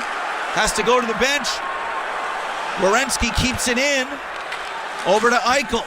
10 seconds in the minor. Eichel centers it. Matthews side of the net, can't put it in. Oh, what a chance for Austin Matthews. Marner now skates it out. And the U.S. 0 for 1 on their power play as McDavid brings it in, lets a shot go. Crosby goes, nope, he circled the bench and he's staying on with McDavid. Under 5 to go as Jack Hughes has speed. 1 assist in the opener. On pace for 95 points this year. He chips to himself, goes and gets it. Takes a big hit, which knocked a stick out of his hand from Doughty. Comes to Taves, who gives it away. Boldy looking for Jack Hughes. He was at the end of a shift, so he goes off. Oh, Brady Tkachuk with a big body check on Drew Doughty. Knocked him to the ice. This is big boy hockey, folks. Taves in over the line to Crosby. Behind the net. Bounced over the stick of McKinnon. Crosby gets it behind the net. Out the other corner. Tries to center, goes off Slavin. Crosby near side to McKinnon. In front looking for McDavid. He couldn't corral the pass. Miller gets it out to center ice with 4 minutes to go here in a crazy first period. Great strategy by Coach Sullivan, putting the Avenger line out there, and McDavid, McKinnon, and Sidney Crosby as they look to get some momentum back here after that penalty kill that they killed off. Here comes Brad Marchand in over the line. Fans are yelling about something behind the play. There's a big check there by Bennett on Noah Hannafin. Jarvis steals, but can't get the puck in deep. And Gensel finds Hannafin off the bench. Noah Hannafin in front, sticked aside by Binnington. 3:20 to go here in period number 1. Game tied 1-1. McDavid opened the scoring. Gensel just tied it. Morrissey to the net. Fans wanted a call, and they will get a tripping minor by Gordie Dwyer. Josh Morrissey's had a good first period so far, Stewie. Great individual play by Josh Morrissey as he fakes that he's going wide and cuts to his backhand and gets chopped down by Morrissey. If he didn't get chopped down there, that would probably be a little bit of a half breakaway. Great individualistic play. Game tied 1-1. Team Canada on the power play when we come back on Sirius XM, NHL Network Radio. The heartthrobs and the hair, the bad girls and the boy bands, plus guitars, lots of guitars. Oh, and the original MTV VJs. Mark Goodman, Nita Blackwood, and myself, Alan Hunter. If it was big in the 80s,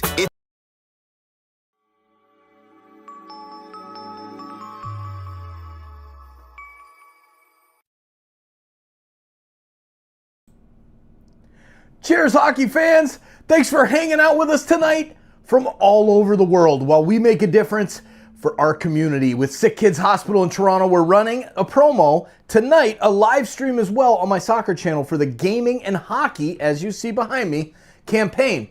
One night only. $10 donation gets you a chance to win 2 tickets to any Toronto FC game this season, excluding a couple dates depending on which 2 or 3 games I'm going to make it to with those season tickets. Now's the time of the show for you to let us know. Please let us know where you're watching from. All over the world. Are you in the United States, city and state, provinces in Canada? I want to see every single province in Canada represented tonight, as well as all over the world. Now let's get back to the hockey. Go Canada, go! Appointment. Trust your key with Meineke. Doing car care right. California Closets, just custom design. Hey, big shout out to Northern Farm Girl in the chat as well. All of the mods. Thank you so much. You guys are rocking it. Thank you so much. You guys are rocking it. See, I wanted to actually play that twice and see if the microphone picked it up. But, man, keep it up in here, mods. No politics. We don't do that. Go, Canada, go. Let's finish this period off strong.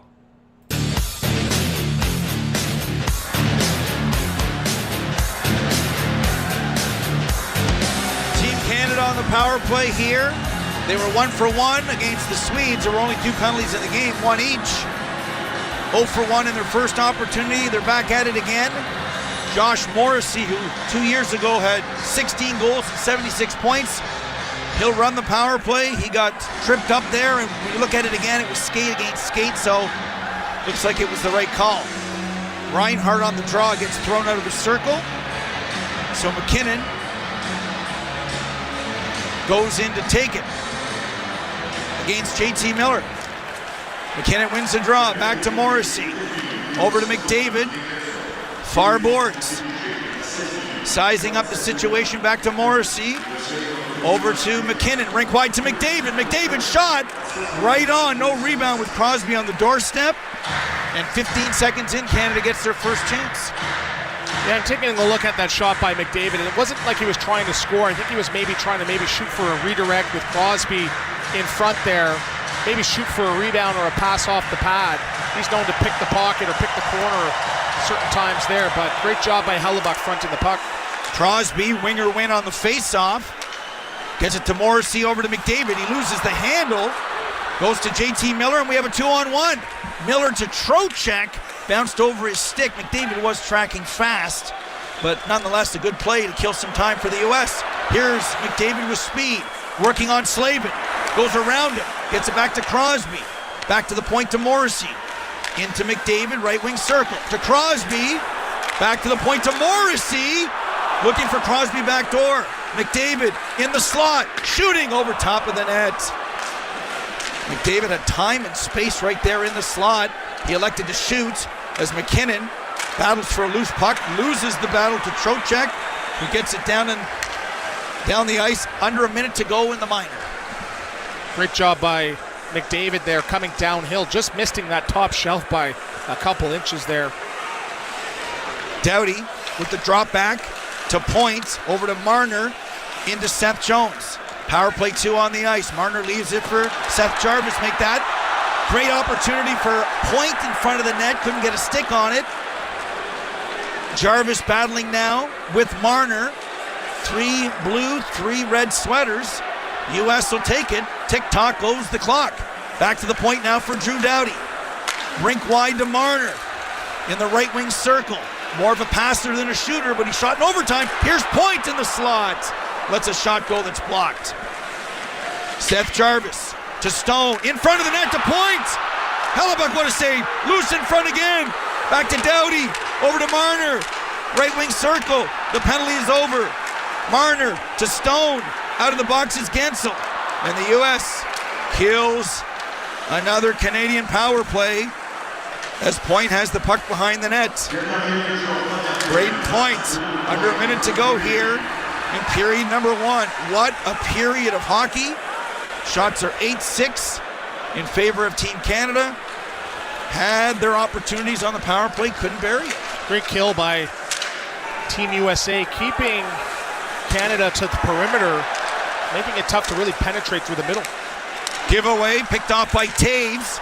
His shot towards the net bounces to Cirelli and then whacked to Matthews at center. Back comes Taves to Sam Bennett with a shot. Pad save by Hellebuck, and then he'll cover up with 24 seconds to go. That should be Hellebuck's 7th save of the period. And great job by Devon Taves. He stops that puck just before the red line there. And what does he do? He goes right away back onto offense, does the kickback and drives. Doesn't sit back, drives that defense back to create an opportunity to get a shot on net. So great heads up, cerebral play there by Devon Taves.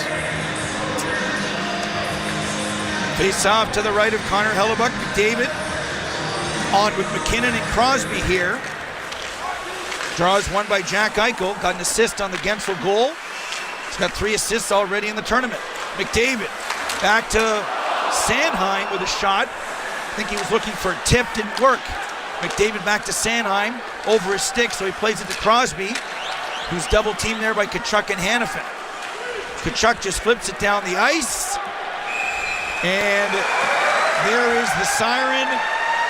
I'm assuming icing is the call, but the clock ran out. Stewie, shots favor the U.S. The game is tied. Wow, we can all catch our breath.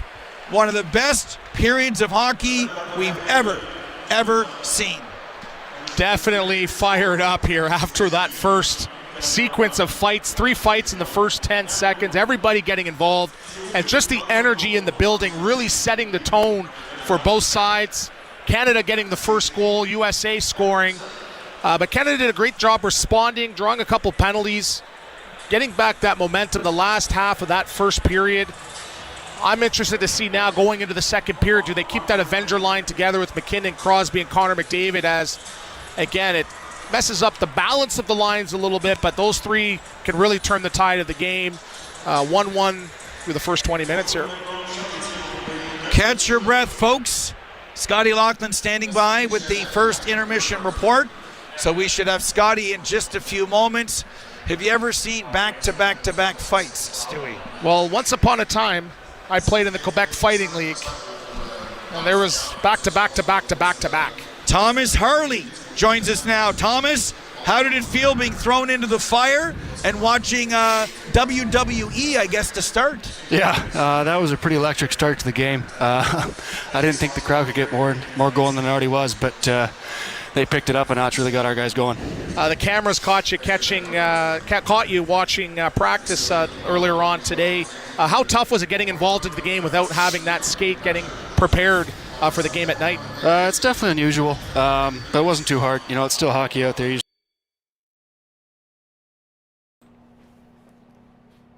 What's up, insiders? Cheers! Hockey fans, what a freaking period. Oh my goodness, that was amazing. Tom is here. He's got his Canada jersey on. He was screaming like a crazy person on the first goal. Who scored it? McDavid. Damn right, McDavid did. You got it. It's so great to see everybody here in the chat. Look at the chat is just popping off. Unbelievable first period. Still, 5,000 people in the chat hanging out with us tonight. We're doing special things, and I have to give a huge shout out to the first donation of that special thing that we're doing here on Toronto Sports Insider and my sister channel, Sons of a Pitch Soccer Central with True over in England, Manchester United. Big shout out to Miss Brandy Gale. You are awesome. Cheers to the $10 donation to SickKids Hospital. Right now, if you're the only donation, you got yourself a choice of any game you want for Toronto FC this season. Cheers, Brandy. Done.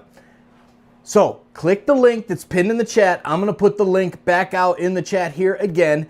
And then I'm actually going to be going live over on my soccer channel, which the link will be in the description. Go Canada, go. 1-1. Good period. Great hockey. The fights were on fire. Tom, was that not like a friggin' insane period of hockey? A lot of fights, which, I'm kind of interested in sometimes. Yes, I'm winning. Otherwise, it was a really good first period. There you go. All right, well, there you go. Mods, I'll be back in 8 minutes. Lisa, I love it. Lisa's been knocking it out. The mods have been knocking it out. You guys are awesome. No politics, people. Mike C., welcome to Insider, and welcome to all of the new members tonight. Holy cow. Holy Mackinac. What an amount of new members here on the stream this evening. And you know what the best part of that is? 10% of every single new member, 10% of every single click, every single person that shows up in this stream, that revenue that somehow gets back over here goes to SickKids Hospital in our campaigns, which we just finished up the Football Frenzy. Almost $1,200 worth of donations from that, plus another $2,000 of donation that's going to be happening in our March Madness campaign. Ladies and gentlemen, cheers to SickKids, cheers to Canada, cheers to Toronto Sports Insider, and cheers to all of the insiders and the original SO peeps. Come hang out with me over on the soccer channel. I'll be hanging out with a different microphone that doesn't really work well. Go Canada, go. Enjoy the intermission. I'll be listening to the game on my stream as well. /watch50. That's worthy.com/watch50.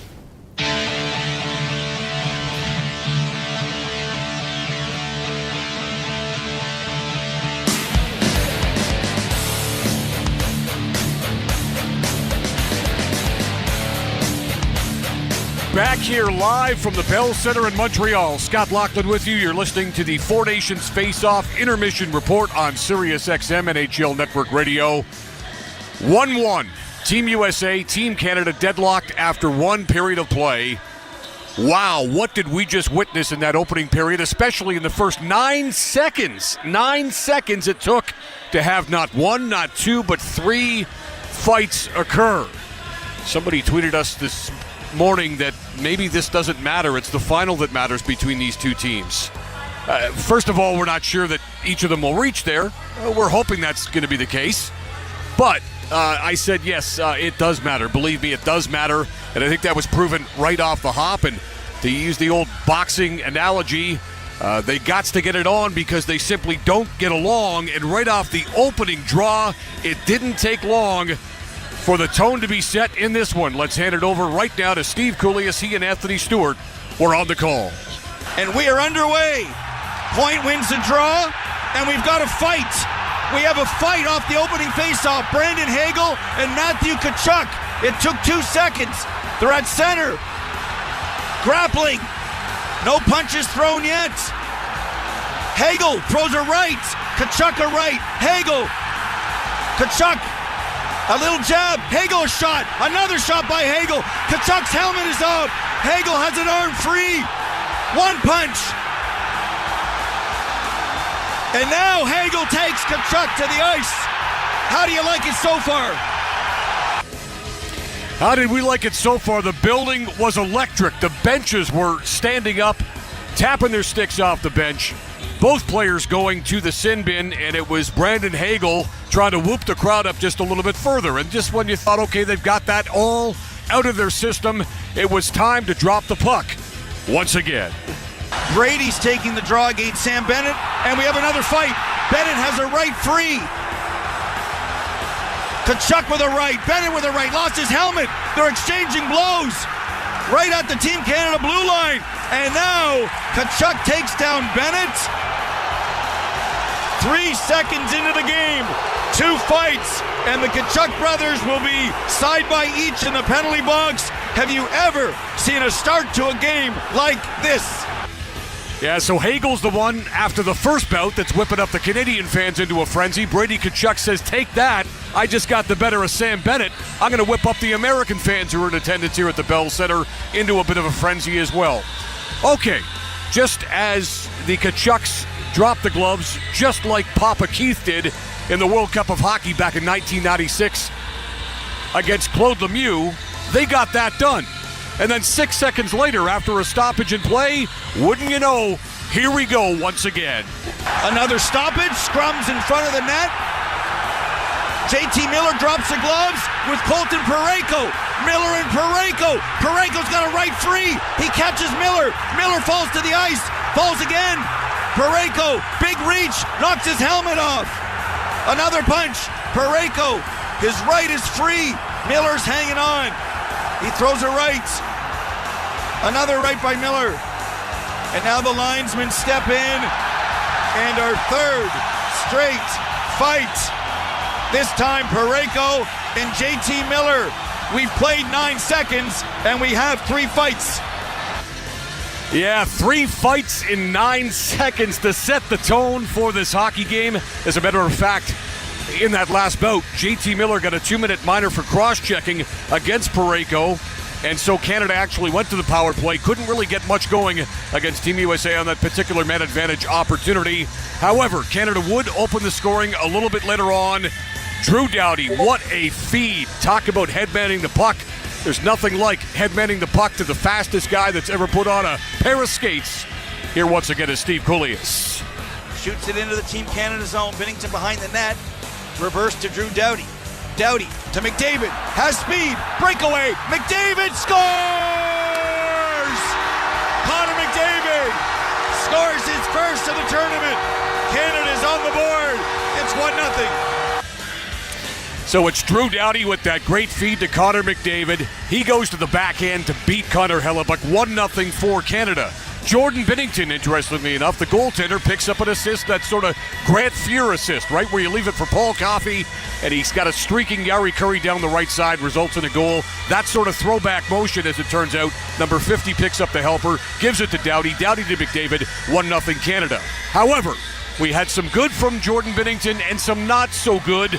He would be victimized on a bit of a softie. We've seen it before, as recently as Wednesday night in that loss, or at least the victory over Team Sweden. Could have been a loss, given a couple of odorous goals given up by the St. Louis Blues goaltender for Team Canada.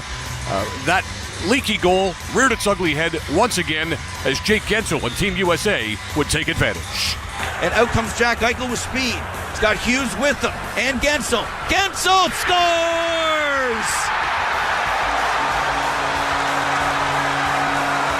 Jake Gensel streaking down the left wing.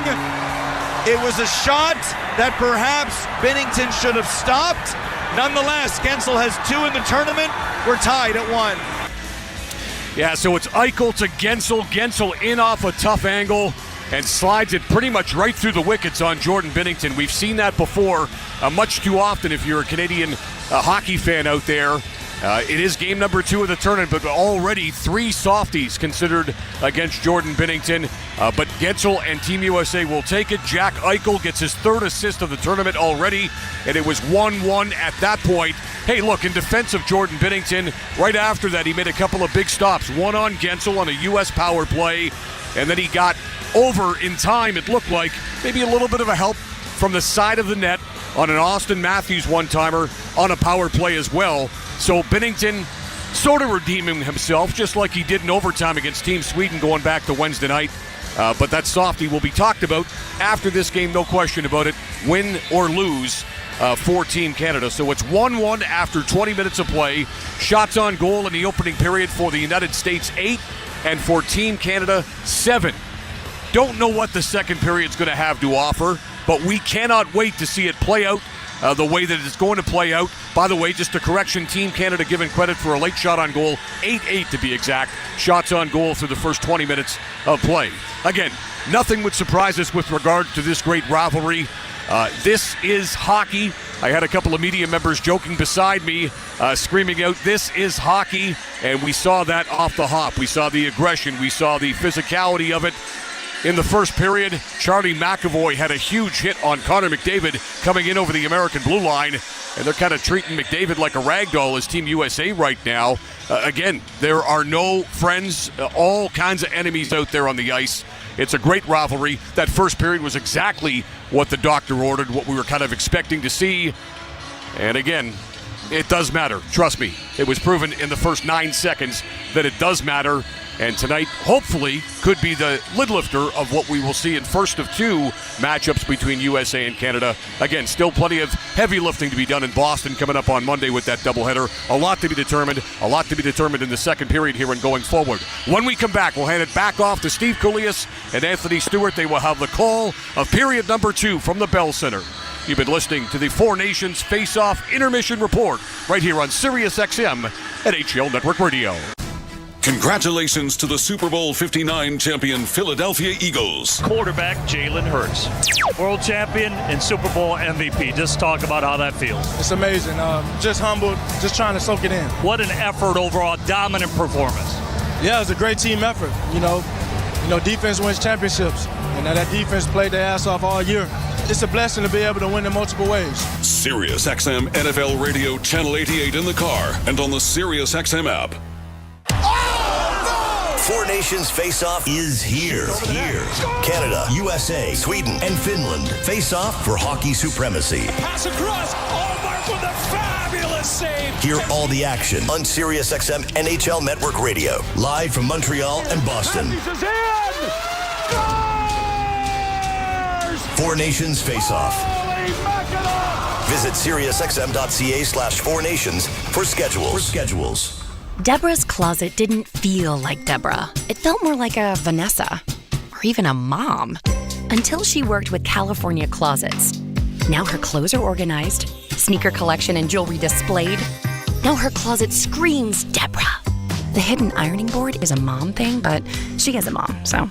California Closets. We did it for Deborah, and we can do it for you because we know you differently. Schedule your free in-home consultation now at 800-CAL-CLOSETS or californiaclosets.ca. What if you could unlock over $1 million in personal and business credit? That's exactly what Ray Reynolds can do for you.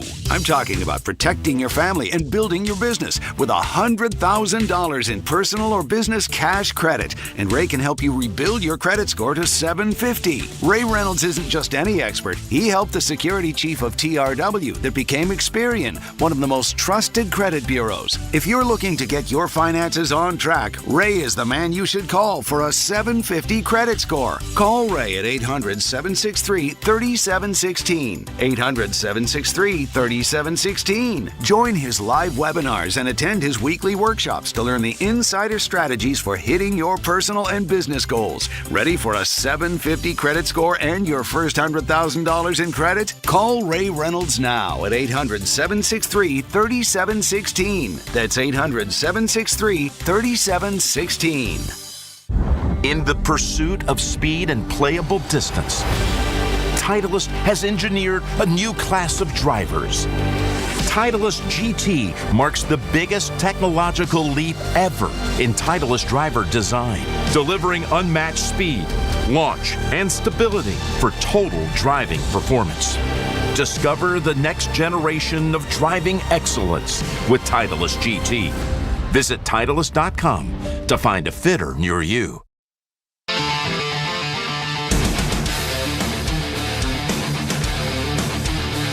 Welcome back to SiriusXM NHL Network Radio's coverage of Four Nations Faceoff, USA versus Canada. Now, time for second period action from Bell Center in Montreal.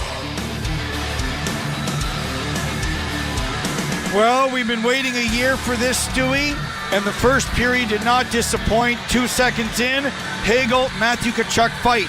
1 second later, Sam Bennett, Brady Tkachuk fight. 6 seconds later, Colton Parayko, JT Miller fight. We had 2 goals, and away we go. The only thing we were missing was a pear and a partridge and a pear tree, but we had a little bit of everything there. Charlie McAvoy had a great period as well. 4 big hits, 2 of those on Connor McDavid. The USA penalty kill was going at full force as well, too. We saw McDavid playing with Sidney Crosby, Nathan McKinnon. So we've seen a little bit of everything as the momentum. It's really, really tough to see who has that edge through the first 20 minutes. I'm definitely excited. It's tough to get my words out as this puck is about to drop for the second period. Puck is dropped and we're back underway. Eichel against Brayden Point on the faceoff. Eichel an assist on the Gensel goal, which means he's got 3 points so far in this tournament in the middle of his best NHL season. Here's Eichel with it now. Up to Brady Tkachuk, tries to chip it in. He stopped at the line. Comes to Cirelli, to Colton Parayko. Up to Hagel, who tips it in and goes in after it. Reinhart comes off the bench, gets it to Point at the end of his shift. He wins a puck battle against McAvoy, gets it to Hagel behind the net in front. Looking for Sam Reinhart, 57 goals last year. Won't get that this year, but he's still filling the net in Florida. As his buddy Matthew Tkachuk tips it in and the Eichel line goes off. Jack Hughes is on, being watched by Connor McDavid. Hughes to an open wing, nobody's there. Matthews had to go track it down and get it back to Jacob Slavin. Slavin plays catch with his partner Brock Faber, and they dump it in. Here's Reinhart in his own zone. Gets it up to McDavid. Chips it by Gensel. Over to Mitch Marner, but Jack Hughes with a very nice back check there, Stewie. Yeah, just a little bit off the mark there for Connor McDavid to Mitch Marner, who was just on that flank, probably about a couple feet, a little bit to the left to receive that pass. Drew Doughty at center. Wrists it in after the puck was Crosby, but he couldn't corral it. Off the Disney sign. Ricochets high in the air, and then the high flip by Dylan Larkin, taking no chances. If you're listening for the first time, Larkin, of course, wears 71 to Detroit, the captain. Wings in a playoff chase. He's wearing 21 here. Crosby, right wing circle in front of the net. Goes through everybody back to the point to Taves. Leaves it there for Crosby. On the backhand, loses a battle with Larkin. Fox has it momentarily. Crosby gets it back to Nathan McKinnon. In front, looking for Stone. But a nice play by JT Miller as the long-range shot by Taves. Hellebuck swallows it. And great pressure by Canada there. With Stone picking the pocket there and going to the net. And those guys are really, really great at just having good time and space out there and finding the right angles to really get that puck back. It's not about just coming in and throwing the body. It's going to be really tough to replicate the physicality that they had in the first period. Smart's taken over there. Face off to the right of Hellebuck. Trocheck on the draw, wins it against Bennett. Brock Nelson tries to get it in. Gets it back again from Kyle Connor as Nelson is filled in by Bennett, but he pounces right back up again.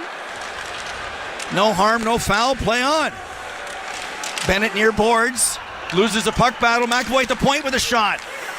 Ends up on the stick of Kyle Connor to Trocheck. Blocker save Binnington. This line putting on some pressure. I guess officially the fourth line for Mike Sullivan's crew. Here's Sam Bennett in over the line. He has a man with him. Shot.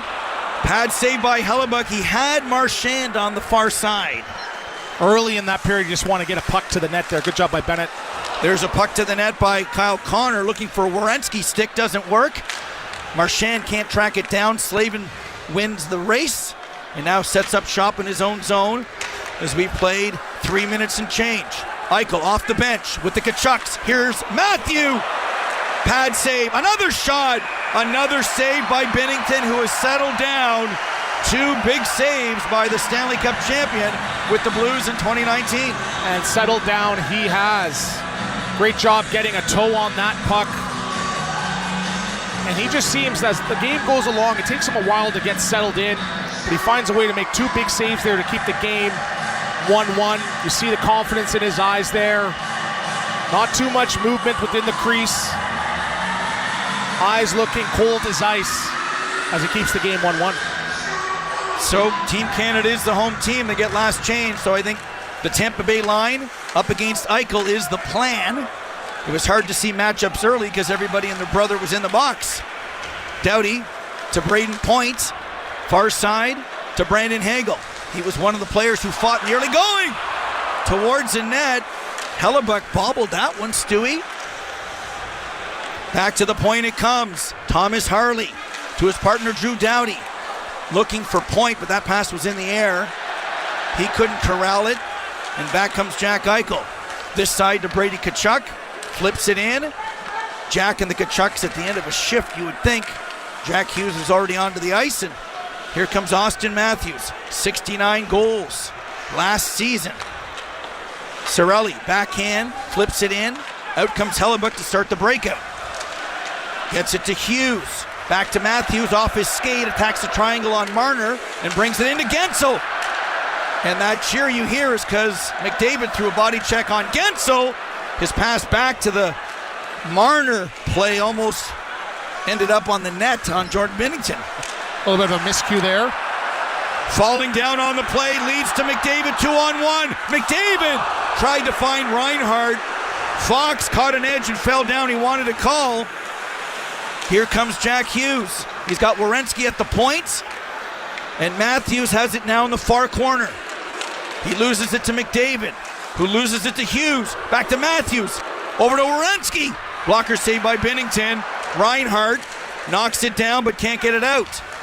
Hughes near side to Matthews in the circle with a shot. Werenski almost put that one in kind of the Dylan Larkin spot in the power play for you Red Wing fans out there. Puck comes out to center. It might go for icing. No, it doesn't. Waved off by linesman Ryan Daisy. What a start to the second period. Miller dumps it in. Near side for Larkin. Back around the net to Slavin at the right point. Keeps it in. Plays it to Larkin. Back to Slavin with a shot in front. Hit the goal post. Dylan Larkin. Backhand, forehand, and he hit the post. U.S. is coming on here. Here's Crosby. Bobbles it, can't get it out. Matt Boldy behind the net. Has Larkin in front. Slavin a shot, stop. Larkin, Faber, fans at the right point, in deep for Boldy. Centers it, picked off by McKinnon. An ill-timed play as the U.S. was all over Team Canada. Both teams changing chances. Back comes McKinnon. Sorry, Stewie. They're playing too fast. Too fast to call there, but I do not mind it at all. Thank God we're not paying you by the word. I wish I did. Could be a rich man. Turks and Caicos. Back comes Team Canada. Momentarily, stripped of the puck was Bennett. Comes to Kyle Connor. Being watched by Bennett. Behind the net is Vinny Trocheck. He loses it. Tight checking now, Stewie. Tight checking. Thomas Harley, our first intermission guest. Imagine his parents watching this game. Just playing amongst elite players, stepping in, not looking out of place. Great young defenseman, OHL product. Great stick there as well. So Marchand coughed it up. Harley stopped a breakaway with poise and confidence of a 33-year-old, and he's just 23. Dylan Larkin hit the post. We're back with more second period action. This game is tied at 1. Tonight on Sirius XM Sports. It's NBA All-Star Saturday night at the Chase Center. Players will be competing in the skills challenge, 3-point.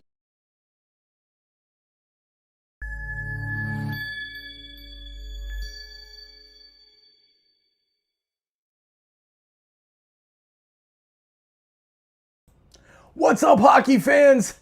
Sports fans, video game fans, I don't know. Thank you for hanging out with us. Tonight is a one night only. That's it. Only tonight do you have a chance to win Toronto FC tickets, because our sister channel, Sons of a Pitch Soccer Central, me, is going to be running a live stream with a good friend of the show, True, who is going to be breaking down the Manchester United game, as well as some EAFC gameplay and probably some NHL 25 for all the hockey viewers that come over after the Canada game and the USA game is over. So please check out the link that is pinned in the comments. Donate if you are able. $10 gets you an entry to win 2 tickets to a Toronto FC game this season. Go Canada, go. We'll see you back in the chat.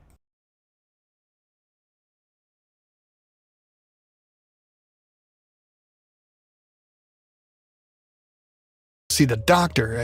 I wouldn't even know where to start. With Ethos, Dave said it only took 10 minutes, and he got $2 million in coverage for around $2 a day. Plus, it's all online. No medical exam. He just answered a few health questions right from his house. He was able to choose an amount that worked for his needs, and Ethos made the whole thing so easy and clear. 10 minutes with no medical exam? Ethos, here we come. Here's to sleeping better at night.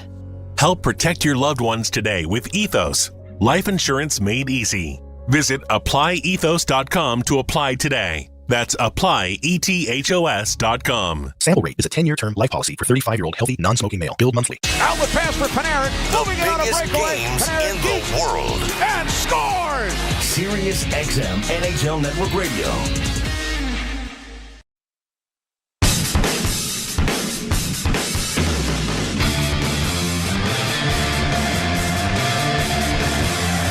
Welcome back to live action from the Bell Center in Montreal. Four Nations face off. I'm Steve Coolius along with Anthony Stewart. Game tied 1-1 between Team Canada and USA.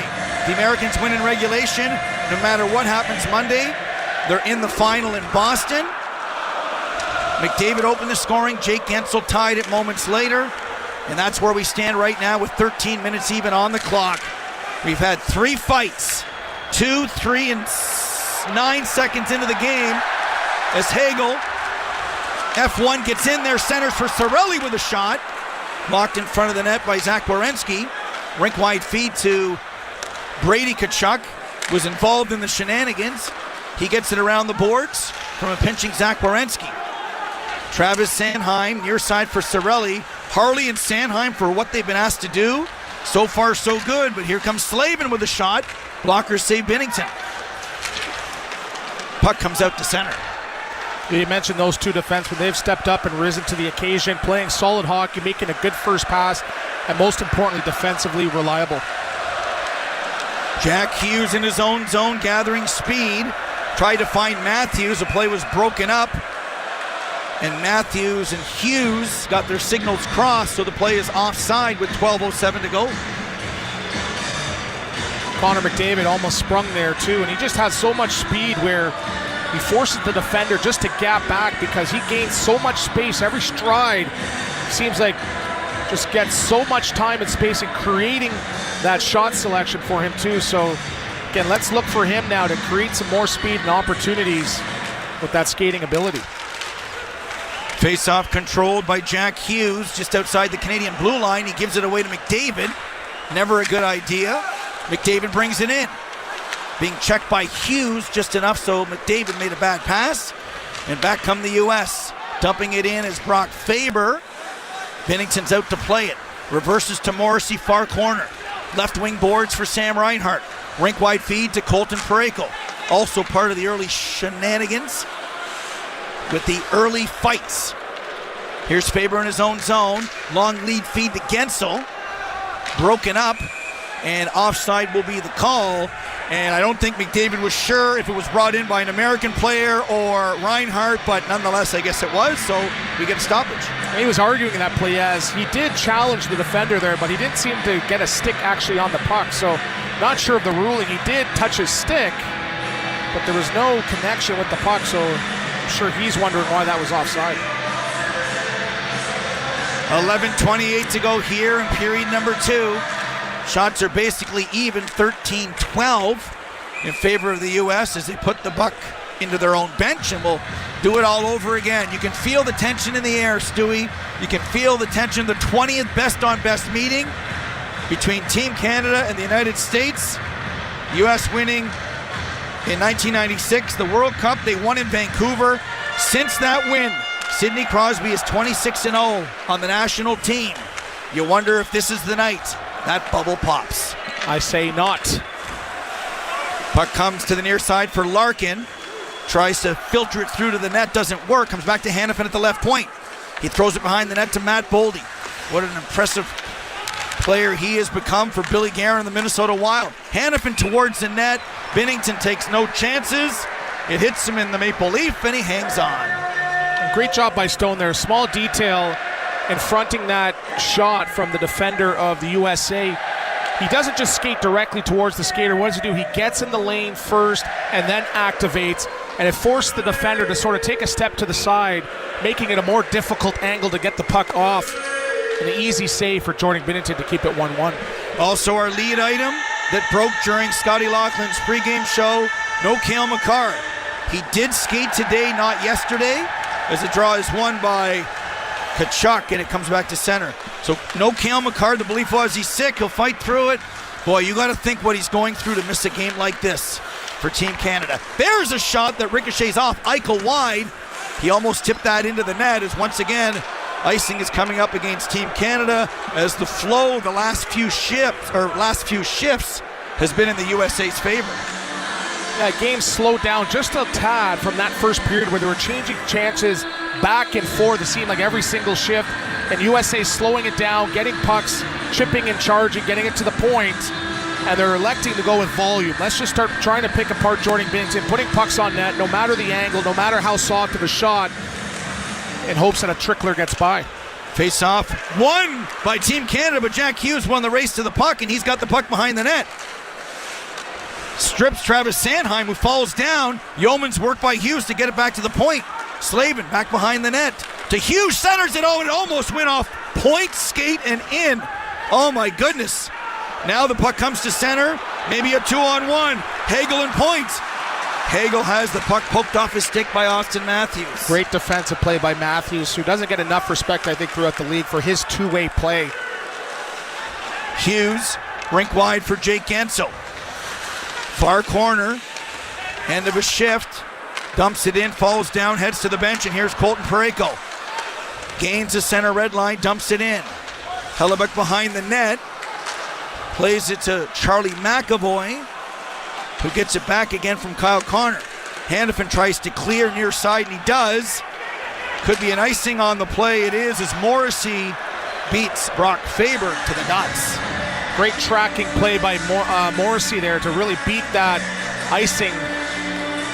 Nelson seemed to have a step, but good speed by Morrissey catching up and getting the face-off back to the left of Connor Hellebuck. 9:41 to go. Icing means no media timeout. On the ice here, it's Crosby, McKinnon, Stone, Doughty with Thomas Harley. Wouldn't it be something if Thomas Harley made an offensive contribution? He's wearing Danny Briere's number 48, by the way. Is that the Cooley's crystal ball prediction? Face-off control by the USA. Nelson at center takes a hit to make a play. Here's Harley, rink wide looking for McKinnon. Too far. The clearing attempt by Hanifin hits the linesman, comes to Stone, who finds Crosby. That was offside. That was offside. Uh-oh. Here's Doughty, over to McKinnon, looking for Crosby, loses the handle, and now is Kyle Connor brings it out. Whew. That play is now for naught. Puck is picked off by Kyle Connor, over to Vinny Trocheck, goes around Stone, back to Werenski, rink wide to Fox, back to Werenski, at the left point, waiting, he gets stripped by Stone, who does indeed get it out with the help of Drew Doughty. Under 9 to go here in a period where the U.S. has had more of the offensive chances, and they've hit a goalpost too. Yeah, easily could be 2-1, 3-1 for USA, as they seem to be driving this play in the second period through 12 minutes. 8:34 to go, game tied 1-1. We'll be back to Montreal for Four Nations Face-Off action.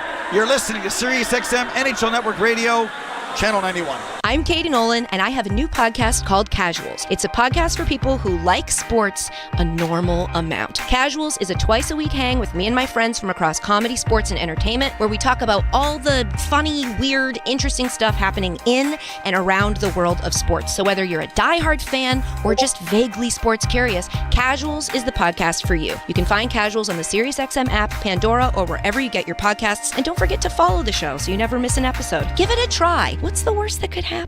In case you missed it on NHL Network Radio. Sidney Crosby, shoulder down, cuts to the net, stop, in front, they score!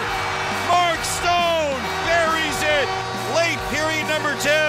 Crosby sends it back for Marner with speed. He doesn't go to the bench. Marner scores! Mitch Marner scores the goal. Canada draws first blood. NHL Network Radio, Sirius XM 91, and the Sirius XM app. If you're one of the millions of people enjoying the weight loss benefits of GLP-1s, now you can enhance your weight loss journey with Replenza. Replenza is physician-formulated nutritional support designed for GLP-1 users, so you can look great and feel great while you lose weight. It is a game changer. I've got energy. I feel great. Nothing else worked for me like this. Replenza is formulated for GLP-1 users to support muscle recovery, digestive health, and skin elasticity. Replenza is refreshing and light. I am obsessed with drinking it in the morning. It's delicious. I love it. With Replenza, you can look great and feel great while you lose weight. Get your GLP-1 daily replenisher at ReplenzALabs.com now. That's ReplenzALabs.com, spelled REPLENZA Labs.com. ReplenzALabs.com. These statements have not been evaluated by the FDA. This product is not intended to diagnose, treat, cure, or prevent any disease. As with any dietary supplement, consult your healthcare provider before use, especially if you're pregnant, nursing, or taking medication on a regular basis. The fastest game on ice. Keeps it himself. What a move from McCarr. Down low, Cale Makar. He scores! Sirius XM NHL Network Radio.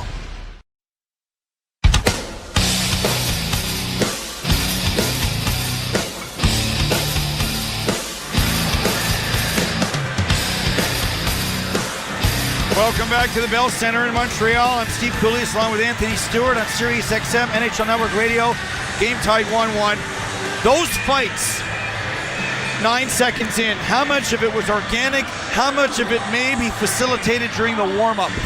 Interesting to see, and I'm going to be listening to those post-game comments, as I don't think that could have happened organically, right? I'm sure maybe someone went to the coach and said, hey, we want to start to get the fisticuffs going there. I can understand one, but not all three. Here comes Point in over the line, the Tampa Bay Lightning line. All together for this contest. Bennett in the lineup, Konechny out. Theodore hurt. Sanheim in. Makar sick. Harley in for him as Brady couldn't handle the loose puck. And back comes Travis Sanheim the other way. 28-year-old Manitoba native John Tortorella was behind the U.S. bench pumping his tires during the season. And there he is, one of the many, many connections in this hockey game, Stewie. Yeah, Sanheim, one of those guys that plays the game the right way. He's big, he's long, he's not afraid to activate and jump in and lead a rush while being defensively responsible. Full package for the Philadelphia Flyers team. As great as this game is, it's too bad there's no Quinn Hughes and Cale Makar. Or Tom Wilson. Tom Wilson is trending on Hockey DB. Here's Crosby, or got McDavid behind the net, centers it. Back to Reinhart with a shot. McDavid plays it back to Parayko at the right point. 7:30 to go, period number 2. It's been a quiet period for Team Canada. McDavid in a collision with Hanifin. Fans wanted a grappling penalty. Since George St. Pierre is here, he was a grappler, was he not? He was, and a bit of a reverse check. I think McDavid was trying to draw the penalty there as he absorbed that check and sort of grabbed onto him, but you talk about protecting the stars, Steve, in this today's NHL. I'm sure McDavid would love to have a couple more calls as he's dragged down. But I think that was more of a 50-50 play there, if you ask me. Yeah, I wouldn't have called a penalty on that play. It's on the power play in the first when he was brought down To the naked eye, it did look like a penalty, but I have to say the officiating has been outstanding in this tournament. 10 out of 10. A+. Because they're listening. Larkin wins the draw. The rim around the boards by McAvoy ends up in the Team Canada bench. Team Canada on the Habs bench. Home team in red. USA wearing blue. All the countries only have one sweater. Canada gets last change. And if the U.S. wins in regulation, nobody can catch them. They'll be in the final next Thursday in Boston. We have doubleheader action Monday regardless. And based on the game this morning, a lot's probably going to happen between now and that Thursday game, as it seems that anybody can beat anybody with just the tide that some of these games have been going. So it's been interesting, and what I like about it, all four teams have been competitive, and every game so far has been very, very exciting to watch as a fan, casual fan, super fan, ceiling fan. Sidney Crosby waved out of the circle. Earlier today, Mikael Granlund of the Dallas Stars now won the game in overtime for the Finns. Swedes have 2 points, Finns have 2 points, Canada has 2 points. Here's Mark Stone to McKinnon. His backhand attempt thwarted by Hellebuck. Harley at the point with a shot, tipped, ends up on McKinnon's stick. Another good save by Hellebuck. Now Canada finally with some pressure. McKinnon to Harley, in deep for Stone. Up top to McKinnon with a shot, rebound in front. Oh, what a save by Hellebuck. On the backhand there, I think that was Crosby denied. 2 scoring chances for McKinnon and Crosby, as most of the chances have been going USA's way. With 6:37 left, they're finding a way to get involved. Crosby tries to feed Bennett coming off the bench, broken up, and this is a 2-on-1. Larkin shoots and scores! Dylan Larkin on a 2-on-1 beats Binnington stick side, and the USA leads. It's now 2-1.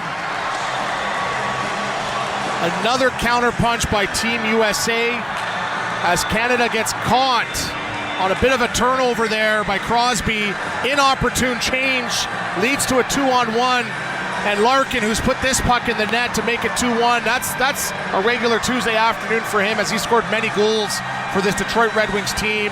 Makes no mistake as he puts it under the blocker over the pad of Jordan Binnington, who did a good job of fronting the puck. But with that scoring touch that Larkin has, no mistake putting the puck in for 2-1 lead for Team USA. Dylan Larkin, all he does is play in Michigan. Grew up there, University of Michigan. And of course, captain of the Detroit Red Wings, almost for a decade now.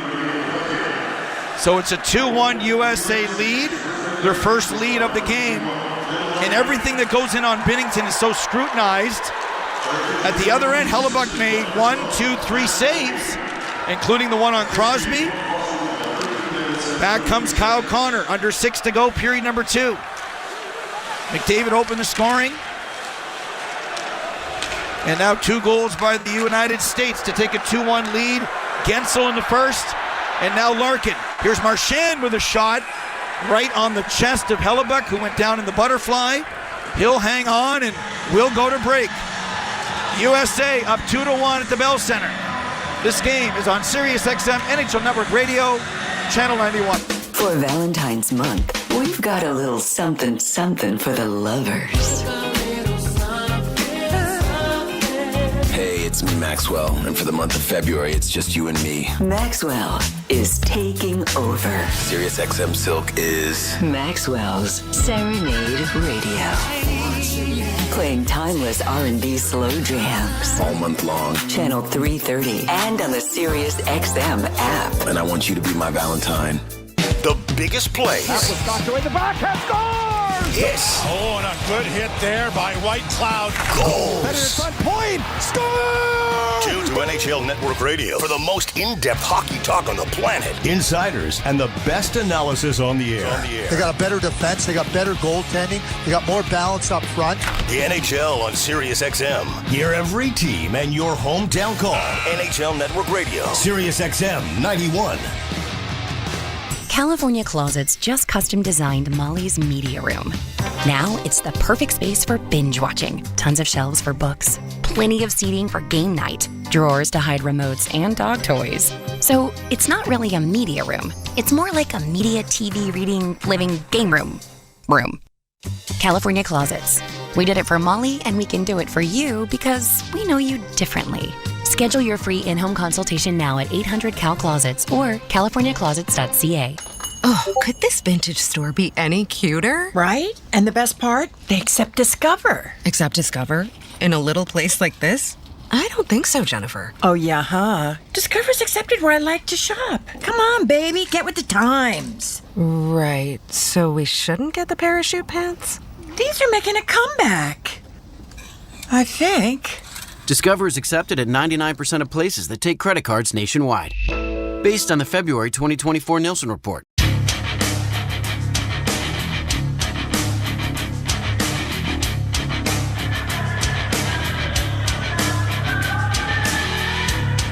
Dylan Larkin of the Detroit Red Wings, and the USA has made it a 2-1 game. Jake Guentzel scored his second of the tournament to tie things up. McDavid opened the scoring. And everything that goes in on Binnington is so scrutinized. And at the other end, Connor Hellebuyck, boy, he made some big saves as Team Canada was buzzing right before the Larkin goal. Faceoff controlled by Team Canada. Parayko pokes it in, elects to move back to his defensive positioning. He switches with his partner, pinches in now as the U.S. chip it to center. That was Matthew Tkachuk. 5:25 to go, period number 2. 2-1 USA. Hagel, just outside his own blue line, tries to find Cirelli, loses it, gets it back again. Chips and chases around Noah Hannafin. Plays it behind the net. Matthew Tkachuk picks it off. Really has no play. I don't know if he was looking for Brady or not. He throws it down the ice and we get a stoppage. Just continuing that goaltender conversation, it just seems that, with the height and weight difference, with Hellebuyck being 6'4", 207 versus Binnington 6'2", 175, pucks just seem to hit the bigger goaltender. They just have to get in front of that puck, be square, and they got better opportunities to make those big saves. Face-off, won by Eichel, flipped out by Fox. McDavid brings it back in again. Down the right wing boards, loses it. Reinhart cleans up the mess, plays it behind the net, but Fox is there to get it to Brady. The high flip out to center, knocked down by brother Matthew, leaves it for Eichel rather. His shot goes off a skate into the corner, and back comes Team Canada. Reinhart, Marner, and McDavid. Mitch Marner, much like Game 1, quiet for regulation, as he's on the ice now with Reinhart and McDavid. And with 4:25 to go, we get a stoppage and another face-off to the right of Connor Hellebuyck. Mentioning Mitch Marner there, sometimes when you play with a Connor McDavid, who's just such a driver all over the ice, you tend to not necessarily be a passenger, but you just sort of get caught on. It's tough to keep up because he's faster with the puck than without it. So Team Canada needs Marner and Reinhart to step up and equal the play of McDavid if they have a shot at getting back into this game. I wonder if there'll be any more mixing and matching in the third, because the chemistry with Reinhart. Here's Crosby off the draw. That shot was blocked. The chemistry with Marner, Reinhart, McDavid isn't there. McDavid's so noticeable. The other two, not so much. Crosby make that to McKinnon. Crosby gets it back again. Taves at the point with a shot through a screen. Stone couldn't get a stick on it, and it's lofted out to center by Faber. 4 minutes to go here, period number 2. 2-1, USA leading. Crosby to Travis Sanheim. In over the line. Near corner, hits a speed wobble. Gets pushed to the ice by Slavin. Cleared along the far boards, kept in by Colton Parayko. Stone cycles it behind the net. Crosby wasn't there. And Guentzel will bring it out to center. Parayko in his own zone. Reverse to Josh Morrissey. 3:30 to go here, period number 2. Guentzel, Larkin for the U.S., McDavid for Team Canada. Here's Marner on the ice now with Reinhart and McDavid again. Looking for an opportunity. Binnington leaves it behind the net. Morrissey to Parayko. McDavid being shadowed by Jack Hughes. Marner brings it in, lets a shot go, goes off Werenski and wide. 3 minutes to go in the second period. Marner in the corner. Getting help from Reinhart, but McAvoy will come away with the puck. Near side for Brock Nelson. He couldn't get it by Doughty. Pretty good stick there, a little tennis or pickleball or something. U.S. dump it in and head to the bench for a full line change. Here's Doughty in his own zone. Time and space to skate it out. Hits center on the forehand. Heads to the net now as he gives it to Hagel. Doughty's in front. Hagel, his pass is picked off by Vinny Trocheck and he gets it out. Great defensive play by the U.S. Great active sticks. Trocheck behind the net. Back to the right point for Adam Fox. He plays it for Connor. Kyle Connor was picked off, but Connor gets it back again as Hagel couldn't get it out. Here's Thomas Harley. Reverse for Drew Doughty. Cirelli has to help him out. He gives it back for Harley as the fans get back into it. Almost a perfect period for the U.S. They score the only goal and really have not given up a lot of chances. Here's a loose puck at the side of the net for Sam Bennett. Couldn't put it off Hellebuck and in. Cleared to the line but not out. Sanheim keeps it in as Brad Marchand comes onto the ice. Puck comes out to center as that rim by Noah Hannafin works. 90 seconds to go and Team Canada is offside at the line. It just seems that Hellebuck is in the zone. He's fronting a lot of pucks. He's looking very big and dynamic in that net. So if I'm Canada, I think they have to take the volume approach and just start putting pucks on net, but getting traffic, getting layers, second and third opportunities. It's not going to be a pretty goal like the ones they had against Team Swim, they have to just sort of simplify their game if they're expected to get one or more past a dynamic Connor Hellebuck. So McKinnon centering McDavid and Marner here for perhaps the second last shift of the period. Picked off by the aforementioned McDavid. Here he comes on a 3-on-2. Tries to find Marner, but Brock Faber made a nice play to knock it away. Here comes Austin Matthews. In over the line. Chips it in. Jack Hughes giving chase. He bumps Morrissey. McDavid cleans up the mess, but he can't get it out. Under a minute to go. Matthews is alone in front of the net. McDavid gets there. Hughes couldn't get him the puck. Cleared but not out. Kept in by Faber. Over to Jack Hughes. He's got time and space. Lets a shot go. Stop in front of the net. McDavid gives it away. Gets it back again. And McKinnon skates it out. Working on Slavin one-on-one. Has Marner with him. Reverses to Marner. Far boards. Marner to McKinnon. Nice pass. Harley leaves it for Doughty with a shot blocked in front. And chipped down the ice by Dylan Larkin. No shot on goal on that play. 15 seconds to go in the period. Here's Thomas Harley. In over the line. Sends it to the net and then retreats. Puck is flipped down the ice. Harley being watched by Boldy. But that should do it. Shots are even for the game now. But the score is not, Stewie. Dylan Larkin has the U.S. up 2-1. And it seems like this has been a game of inches, especially in that second period where Hellebuck hasn't been beaten. They capitalized on a turnover by Sidney Crosby, 13:33 into that second period on a 2-on-1 with a beautiful shot by Dylan Larkin. Canada has a chance at the end there to maybe get a scoring opportunity. Thomas Harley a little eager beaverish as he does the spinorama and electing to make the pass as opposed to shooting. So going into this third period, Team Canada, as I mentioned before, you got to start getting pucks on net. And I know it sounds so simple, but, you know, Hellebuck, I know he plays well with the more volume of shots that he gets, but he can be prone to tiring out if he's getting too many shots. So if I'm Canada with 18 shots through two periods, I'm shooting for a minimum of 30. They had 28,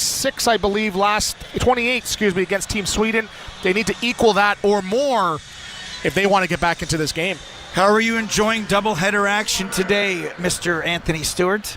Running on fumes, but energy is there. The energy is there as, you know, it's a lot. It's a lot. It's my first time working with you, Steve, and it's been great. And it's a lot of hockey, but the fact watching a best-on-best tournament gives me whatever energy I need to not just survive but thrive. So I'm definitely excited. And you know what? If this was Vancouver, he'd probably working on a triple header. I think I got a triple header in me. I'm not sure about you. Well, the overtime can only be 10 minutes, so we won't be doing overtime past 10 minutes. And I think with these two teams, Stewie, if we did go to overtime, there's no way we'd ever see a shootout, right? No, just too much talent, too much offensive prowess, too many superstars. But it's making for a great game right now as Canada's down 2-1 with 20 minutes to go. Boldy picked up another point. He has 3 in the tournament. He got the assist on the Dylan Larkin goal. Yeah, talk about some good depth scoring by Team USA, and that's something that Canada's missing, right? Third line showing up. JT Miller is here now. JT, you were part of the shenanigans. Have you ever seen what we saw in the first 9 seconds? Welcome. Thanks for having me. Yeah, that was awesome. That's Kachuk boys dragging everybody in the fight, man. That's some old school stuff, and I think that's part of our team identity. Yeah, the third line seems to be the difference in this game. How great is it playing with a Matt Boldy and a Dylan Larkin? It's good. Just stay out of their way and go to the net. They're fast and skilled and all-around players, and they're fun to play with. Any more shenanigans in the third, JT? No, we got to defend hard and keep playing the right way and making sure we're above their speed. That's it. Perfect. Thanks for this. Thanks, guys. JT Miller of the United States. Scotty Laughlin of the world is next with the second intermission report. Stay with us. I'm Katie Nolan, and I have a new podcast called Casuals. It's a podcast for people who like sports a normal amount. Casuals is a twice-a-week hang with me and my friends from across comedy, sports, and entertainment, where we talk about all the funny, weird, interesting stuff happening in and around the world of sports. So whether you're a diehard fan or just vaguely sports curious, Casuals is the podcast for you. You can find Casuals on the SiriusXM app, Pandora, or wherever you get your podcasts. And don't forget to follow the show so you never miss an episode. Give it a try. What's the worst that could happen? Four Nations Face-Off is here. Canada, USA, Sweden, and Finland face off for hockey supremacy. Pass across. Oh, Mark with a fabulous.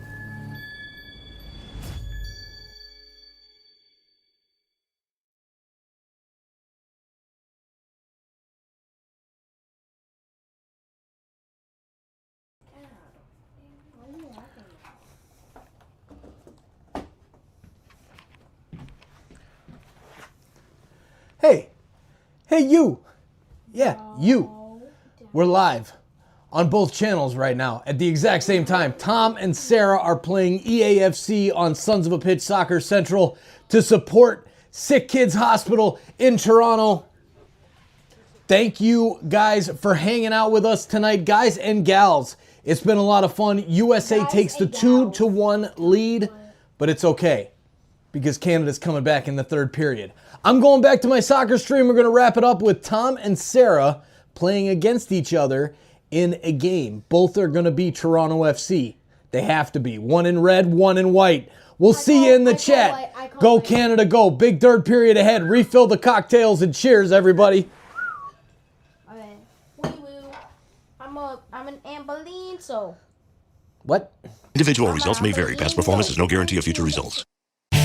Sometimes bad things happen to good cigars. Not at Famous Smoke Shop. Unlike the other guys, we take pride in how we store, pack, and ship our cigars. We've been family-owned since 1939, so we know what it takes to make a great smoke and a great experience. Visit FamousSmoke.com for thousands of premium cigar brands, fresh and ready to ship from our climate-controlled 20,000-square-foot humidor. Every order is backed by our Famous Freshness Guarantee. Check it out now at FamousSmoke.com and use promo code FREE20. That's FREE20, and we'll take $20 off your order of $99 or more. Our cigar experts make sure you get the best deals on the best cigars, so every smoke is your best smoke. If you want an okay cigar, you go to your neighborhood OK Cigar Shop. If you want the best cigar, you go to Famous Smoke Shop. That's FamousSmoke.com. Get real cigars from a real cigar shop and save $20 right now. Shipped fresh, direct to you. Go to FamousSmoke.com and use code FREE20.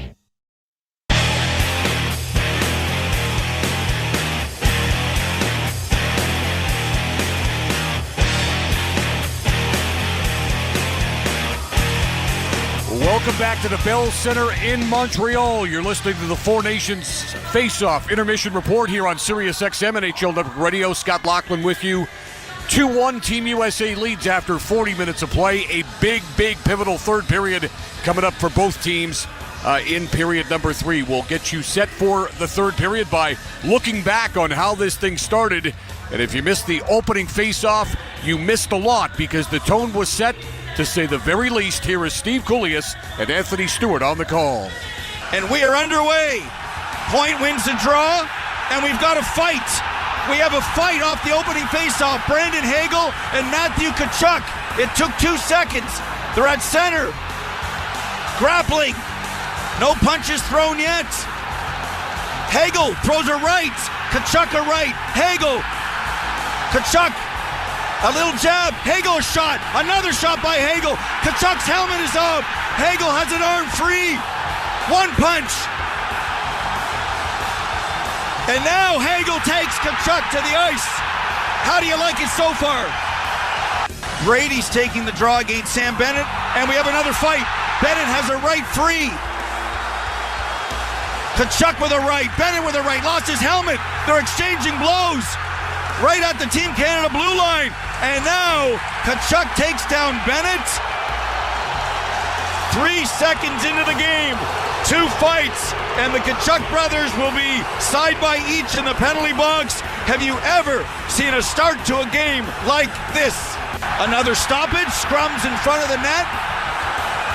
JT Miller drops the gloves with Colton Parayko. Miller and Parayko. Parayko's got a right free. He catches Miller. Miller falls to the ice. Falls again. Parayko, big reach, knocks his helmet off. Another punch. Parayko, his right is free. Miller's hanging on. He throws a right. Another right by Miller. And now the linesmen step in.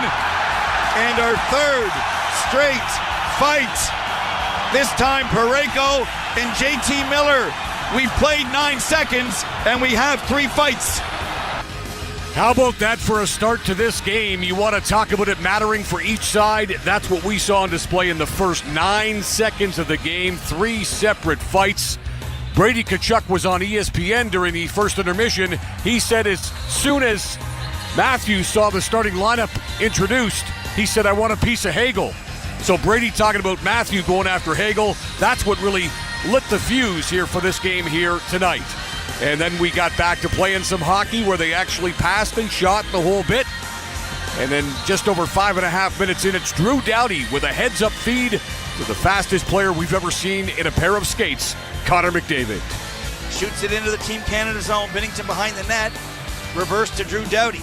Doughty to McDavid. Has speed. Breakaway. McDavid scores! Connor McDavid scores his first of the tournament. Canada's on the board. It's 1-0. Yeah, Jordan Binnington, the goaltender, would leave it for Doughty. Doughty with a headman pass up to a streaking McDavid. He goes to the backhand to beat Hellebuck, and it was 1-0 for Team Canada. Just past the midway mark of the first period, and Team USA finds the equalizer.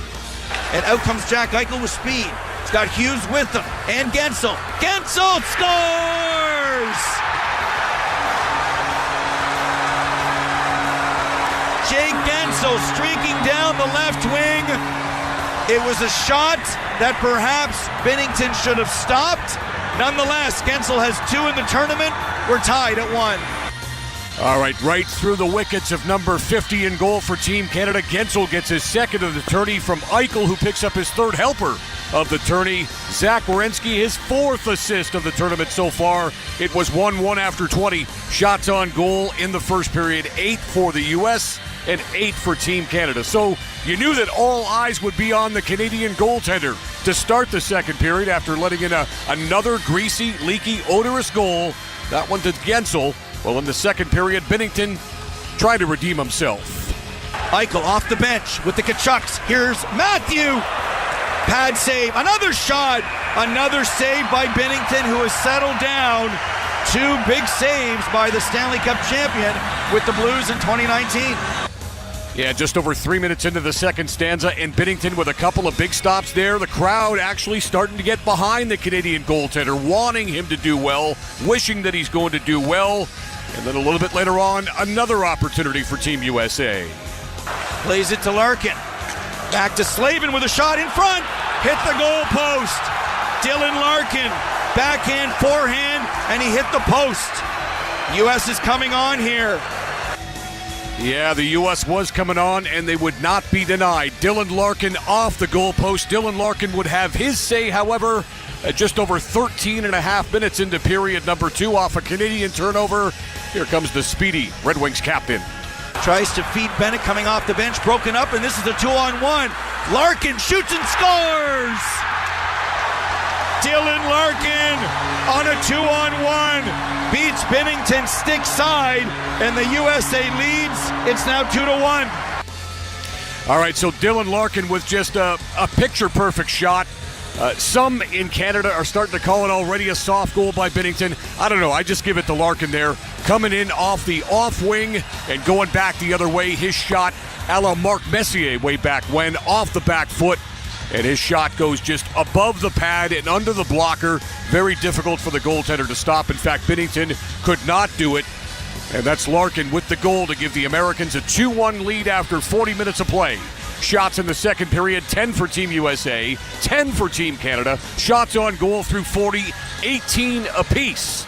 But the Americans have the go-ahead goal from Dylan Larkin on that great shot, and Team USA will take a 2-1 lead to period number 3. Again, with a victory in regulation time, Team USA with 3 more points would vault themselves right to Thursday. Right to the championship game Thursday night from TD Garden in Boston. Canada needs to produce big time here coming up in period number 3. A loss would not eliminate Team Canada. Instead, they would go to Boston on Monday, and they'd be tied with Finland, and they'd be tied with Sweden, and they'd all have 2 points if Team Canada couldn't come back and at least rescue something from this game in period number 3. So we're going to turn it back over to Steve Coulias and Anthony Stewart. They will bring you the play-by-play call of the third period of this one from the Bell Center in Montreal. 2-1 Team USA after 40. You're listening to the Four Nations Faceoff Intermission Report right here on SiriusXM NHL Network Radio.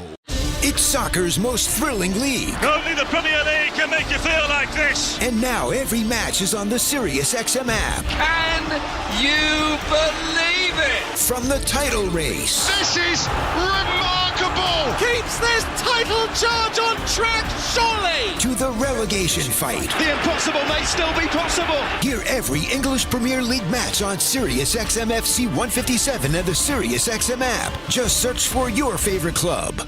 On and off the ice. Head coach of the San Jose Sharks, Ryan Warsofsky. As far as the season goes, what have you liked and what do you still need work on? I think we're starting to gain a little bit more respect from our opponents as the season has gone on here. We're learning that the way you have to play consistently in this league to win, it's a very fine line. There's times where we do it and we grasp it, and there's times where we go through some learning moments. SiriusXM NHL Network Radio. SiriusXM 91. And on your schedule with the SiriusXM app.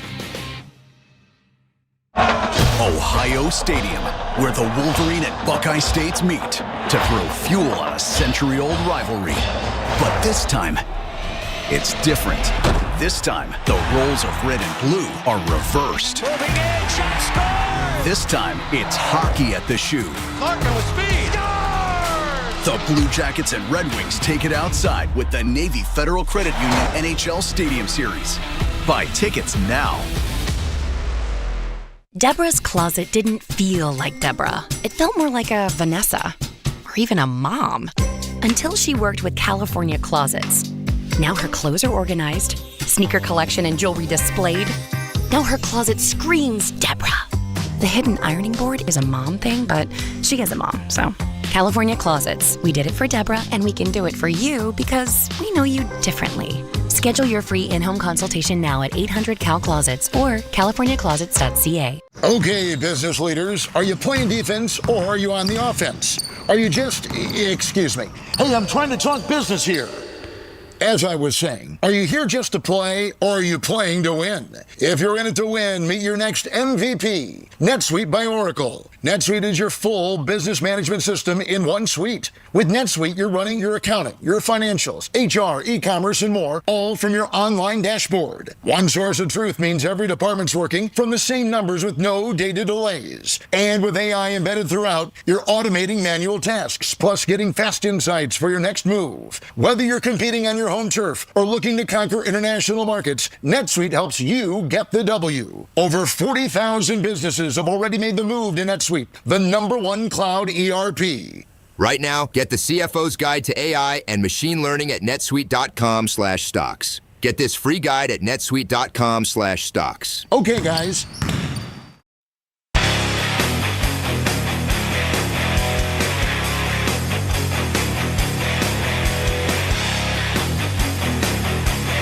Welcome back to SiriusXM NHL Network Radio's coverage of Four Nations Faceoff, USA versus Canada. Now time for third period action from Bell Center in Montreal.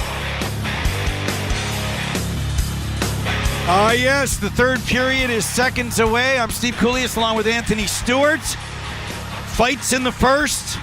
McDavid makes it 1-0. Gensel ties it, and Dylan Larkin with the only goal of the middle frame.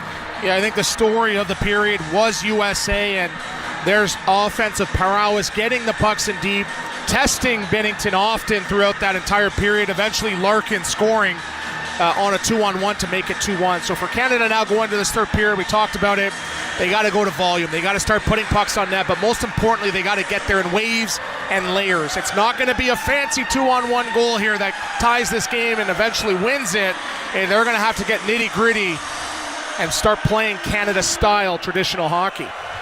Eichel and the Kachucks start the period against Braden Point, the Tampa Bay line. No surprise, that's been a hard matchup.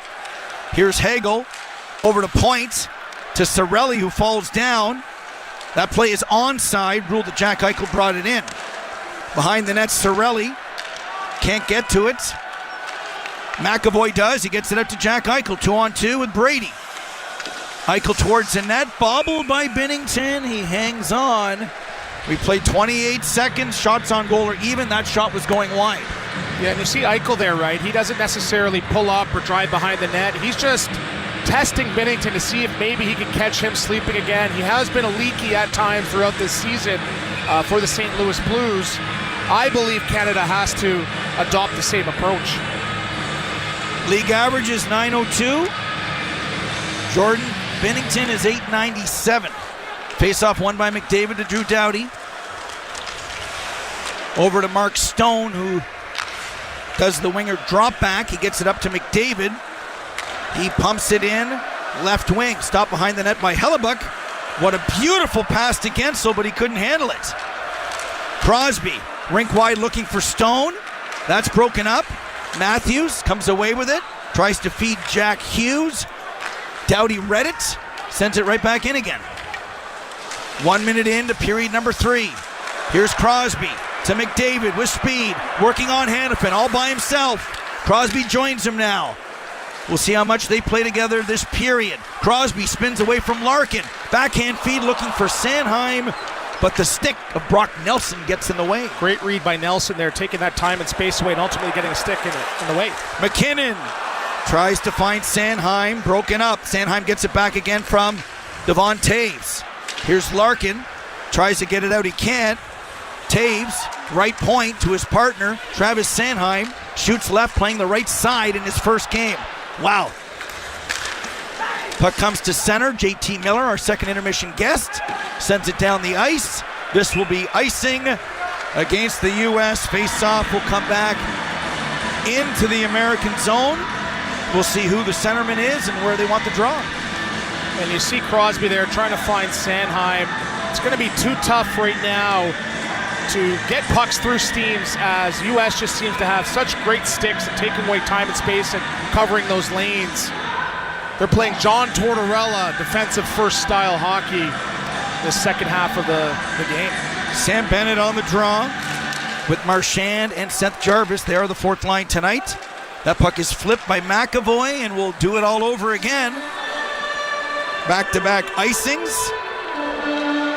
JT Miller against, I'm assuming, nope, here comes McDavid. I think McDavid did this, and John Cooper said, you're right, get out there. And McDavid is bringing his A game tonight. He is a game breaker. I would not be shocked to see him get 8, 9, 10 shifts as this game drags along. So McDavid with Crosby and Stone. Mitch Marner is off that line. Here's Morrissey to Parayko. Shot blocked behind the net to McDavid. Has Stone in front of the net. Crosby backdoor. Morrissey pinching in, looking for Crosby. It's in the air. Miller knocks it down with a high stick. Play on. Parayko plays it. McDavid in front, looking for Stone. Miller breaks it up. It's been a long shift for him. He needs to get it in, and he does. This time, though, he gained the center red line. Good pressure by Canada there. They just seem to have USA on their heels as they're adopting more of a 1-3-1 right now, 3 minutes into the second. How fun is this watching Crosby and McDavid together? That was Harley filling in Jack Hughes, right? Nice big hit. And Thomas Harley's done a good job, as is Sanheim, in a very tough spot. If for some reason you're just joining us, hello, you missed back-to-back-to-back first period fights, a McDavid goal, a Gensel goal, and the Larkin goal that has the U.S. up. Here is Marner now playing with McKinnon. Marner at the point, chips it to an open wing, nobody is there. Marner was a hero against the Swedes, but has not found his game here tonight. And I think for Marner, he's just got to get his feet moving a little bit. He's doing a good job at entering and cutting and creating time and space, but this USA team has a pretty good read on him, as many players are familiar with him being in the Eastern Conference. They know that he likes to defer and is a pass-first mentality. I think he's got to adopt a little bit more of a shooting mentality as Canada looks to tie this game. Fourth line against fourth line. Bennett is tossed against Trocheck. Carolina has set Jarvis in on the draw. Controlled by Marchand, but he fanned on the attempt to get it back to the point to Sanheim. Brock Nelson gets it out. Here's Marchand going around Trocheck. He's got a man going to the net. Pad saved by Hellebuck, as that was Sanheim using his speed. We'll get into some of the particulars. We said if the U.S. wins in regulation, they're already through. And then there's a 2-2-2 three-way tie, as that shot goes right in on Hellebuck. That would mean Canada plays Finland, a regulation win against Finland, and the tiebreakers, Canada would be through, Stewie. So you're saying if you win, you're in, which I wouldn't want it any other way. Well, if you... Oh, here's a chance in front of the net. Matthew Tkachuk. Oh, my goodness. Binnington was down, almost out, on his knees, makes a right pad save. And Tkachuk just sort of fired that blindly, not knowing he probably had about a half a foot of space to put it into that right side of the net, as Binnington was sort of sprawled out there. A little late getting that leg over there, but nonetheless a great save to keep the game 2-1 with Brady Tkachuk hunting in front of that crease. 16:10 to go in regulation, I guess we should say. Here is Brady on the draw and JT Miller on the ice, getting some extra ice time with Jack and Brady. Here comes Braden Point 2-on-1. If he can get it to Cirelli, he couldn't, as Fox was caught momentarily. On the breakout feed, far side for Brady Tkachuk, rink wide for Jack Eichel.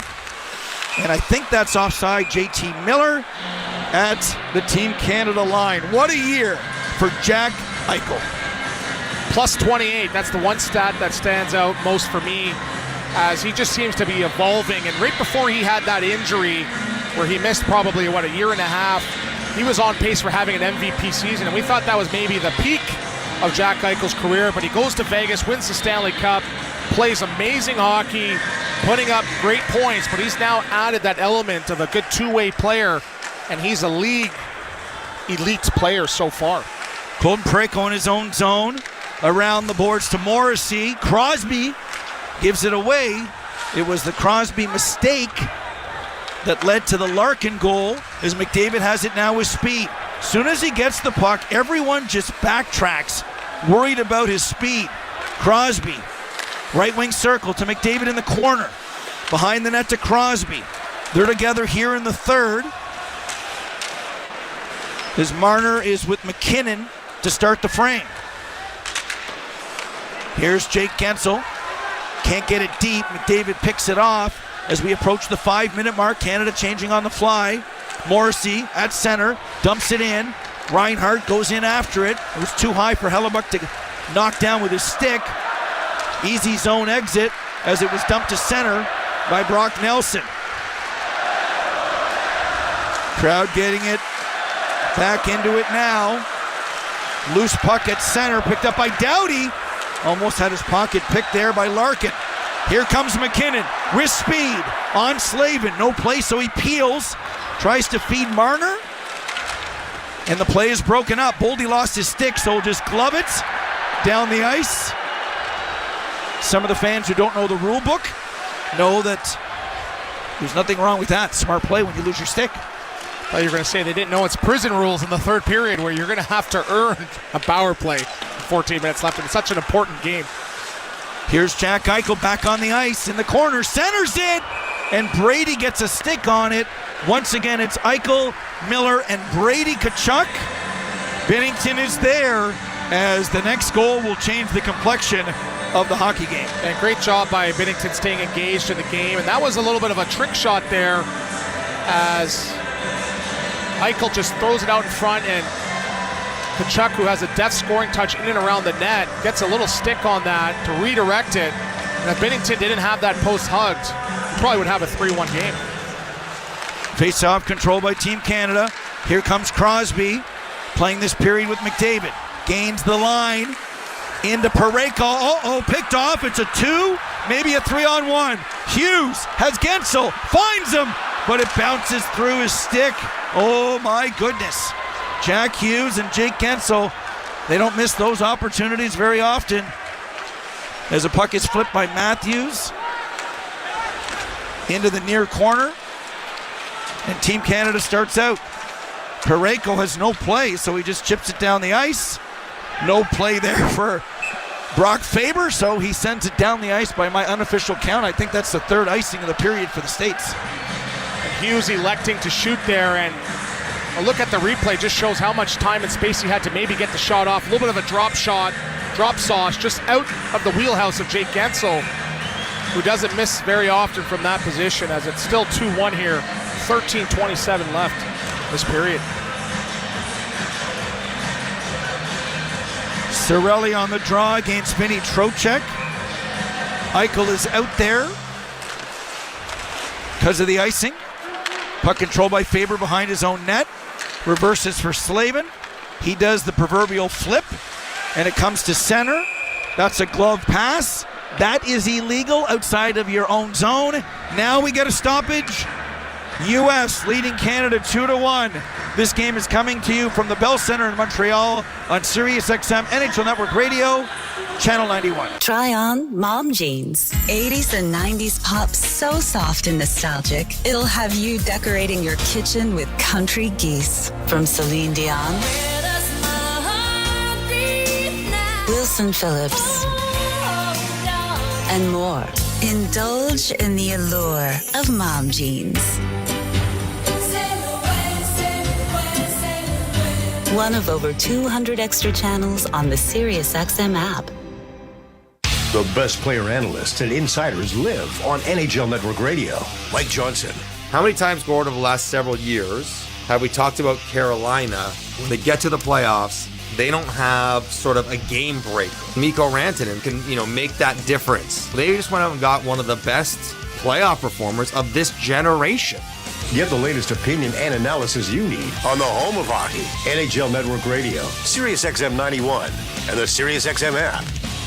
When your car is making a strange noise, no matter what it is, you can't just pretend it's not happening. That's an interesting sound. It's like your mental health. If you're struggling and feeling overwhelmed, it's important to do something about it.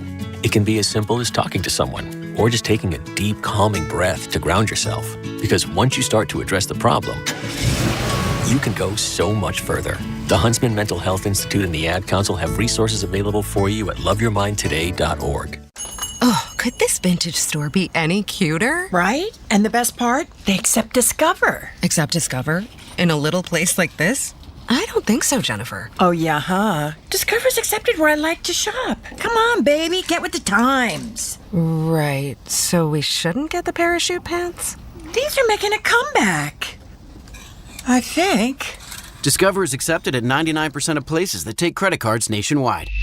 Based on the February 2024 Nielsen report. The world's fastest game. Grab the puck for the Blues. Sirius XM NHL Network Radio. Shoot! Score! Sirius XM 91.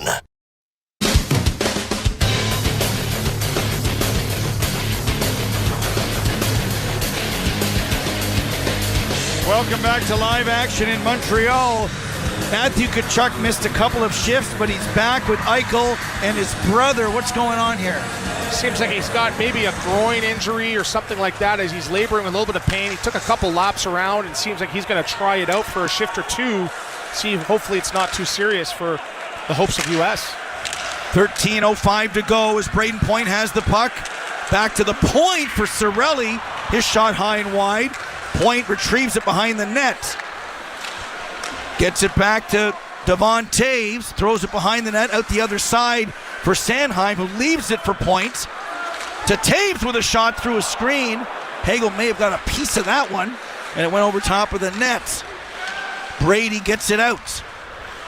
Point tries to find Hagel. Went over his stick. Team Canada will change on the fly with 12:30 to go here in regulation time. What did you think about Matthew? He's talking again here to the U.S. coaching staff. Yeah, it looks like he's laboring in some sort of pain. And it looks like it's pretty serious here. We'll see if he comes out for another shift here. As Canada just needs to continue to build on what they're doing. They're getting a lot of traffic now. You saw the Cirelli line get down and dirty, and they had Layers, Hagel making a living in front of that net there. So if I'm John Cooper, I'm telling this group, continue to play like that. Get to the net. Put pucks on net. It's going to be an ugly one that ties this game. 12:13 left here in this period.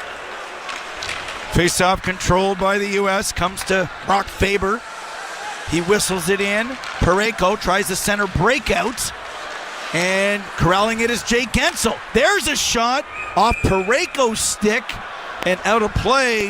One notch under 12 minutes to go here in period number 3. Center breakout is a part of the game, my friend. When it works well, it's great. When it doesn't, It does, and that's an evolution of the game where that was a big no-no in my time about 10, 12 years ago, and it looks great when it works, but if not, as you see, it can create a turnover and a scoring opportunity the other way. But great job, Parayko, getting a good stick on it, knocking it out of the air. What do you think about the Crosby-Marner switch on the top 6? You got to do something, right? And Marner doesn't seem to have his A game tonight, which, again, we know he can be quiet at times, but he is a game breaker, so you got to get different looks to try to crack this Connor Hellebuck and USA code through the last half of this third period. Parayko can't get it out. A giveaway to Boldy, who almost buried a backhand. He's had a great tournament so far. And we have another Union scrum here behind Jordan Binnington. So that's 2 very sloppy breakouts in a row, Stewie. So what's not working? You're going up the middle, right? You're going up the middle against a USA team that has great sticks, great on-ice awareness. They seem like they're out of position, and then they jump into position and get a puck to turn it over there as the crowd's cheering for PK Subban and Mark Messier on the Jumbotron. Crowd favorite there. And good old PK. Hey, how you doing? Team Canada could use some Mark Messier magic from his Canada Cup days. Puck is controlled by Team Canada, and that is Thomas Harley who flips it out. Eichel flips it back in again. 11:30 to go in a 2-1 game. Dylan Larkin, the go-ahead goal, as Braden Point back out there, the Tampa Bay Lightning line. And no Matthew Tkachuk. We may have seen the last of Matthew after that last shift where he did not look good. Kudos to producer Peter in finding that little tidbit of information. As Tkachuk looks like he may be done for at least the next couple shifts, if not the game. Brady chips it in at the Team Canada blue line. We're now under 11 minutes to go in period number 3. Taves starting out. U.S. in the 1-2-2. Not a lot of room. Here's Marchand gathering speed. The Bruins captain who turns 37 in May. Stanley Cup champion. Brings it in. Still has it. Falls. Hughes plays it back to Hanifin. Up to Jake Gensel, who chips it in. 10:30 to go in the period. Quick up for Marchand. He tries a cross-corner dump in as a big body check by Sam Bennett knocks Jacob Slavin to the ice. And another icing call against the U.S. They're not going to like the call. With 10:16 to go, Sam Bennett trying to do something. Trying to spark this Canada team with a big open ice hit. Drops Slavin. And I think for Canada, they're trying to do it off the rush, but USA, they're gapping back. They have good on-ice awareness. You got to get the pucks below the dots, chip in charge, shoot for sticks, second and third opportunities. I think that's how you beat Hellebuck, as they're sort of running out of time here to really get back into this game. Off the draw, McDavid wins it to Morrissey, to Crosby, set play. Back to Morrissey up top with a shot. Blocked in front by Matthews, who followed McDavid to the net after the lost draw. Excellent play by the U.S. and Leaf captain.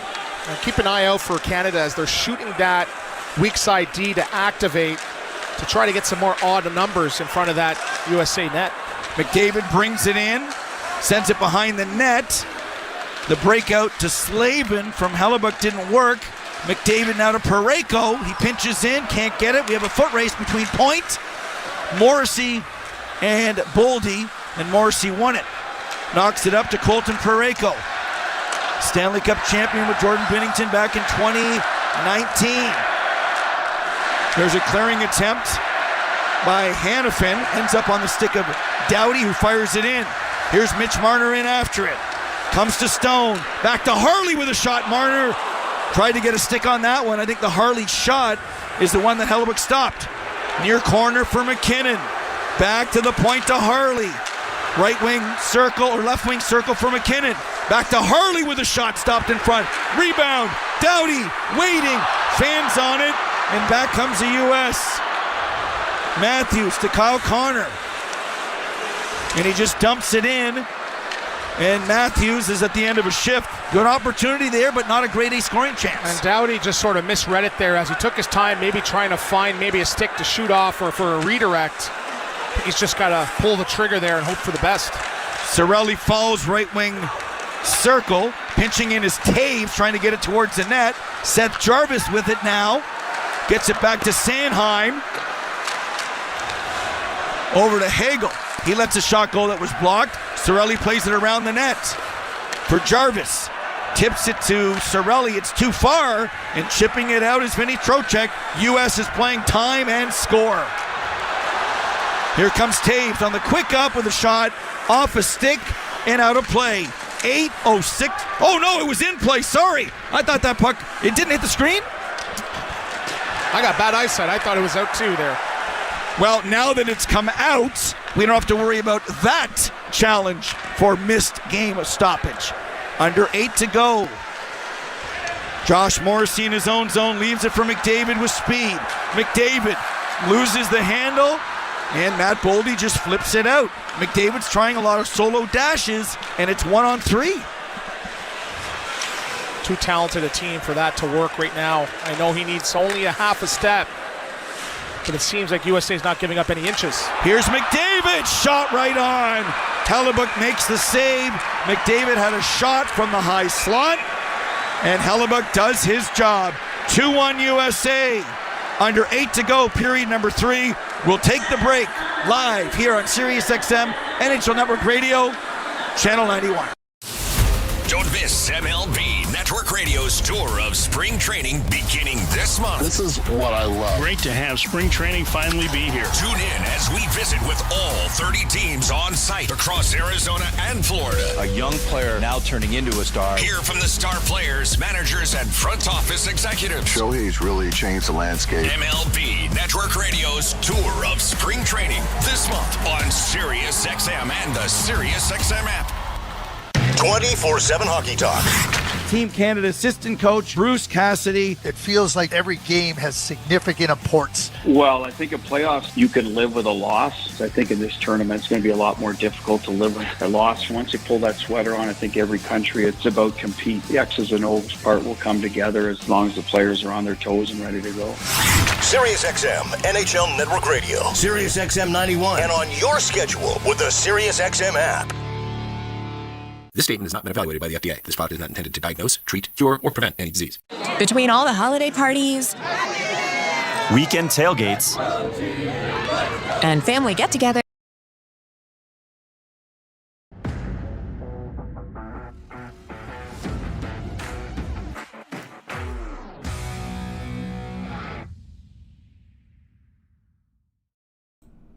Hey you. Yeah, you. The person that's hanging out with us, watching, listening, hanging out with us for the Canada and USA matchup in the Four Nations Face-Off. Now that we've got your attention, please hit that subscribe button and help us grow this awesome community of sports fans from Toronto while we cheer on our favorite team, which happens to be tonight, Canada against the United States. We'll be back cheering on our Leafs real soon. We do all kinds of sports here on TSI. Thank you for hanging out with us. Thank you for hitting that subscribe button. Now let's get back to the hockey. Come on, Canada. Let's keep it going. We got to get the victory tonight. We'll see you back in the chat. XM NHL Network Radio.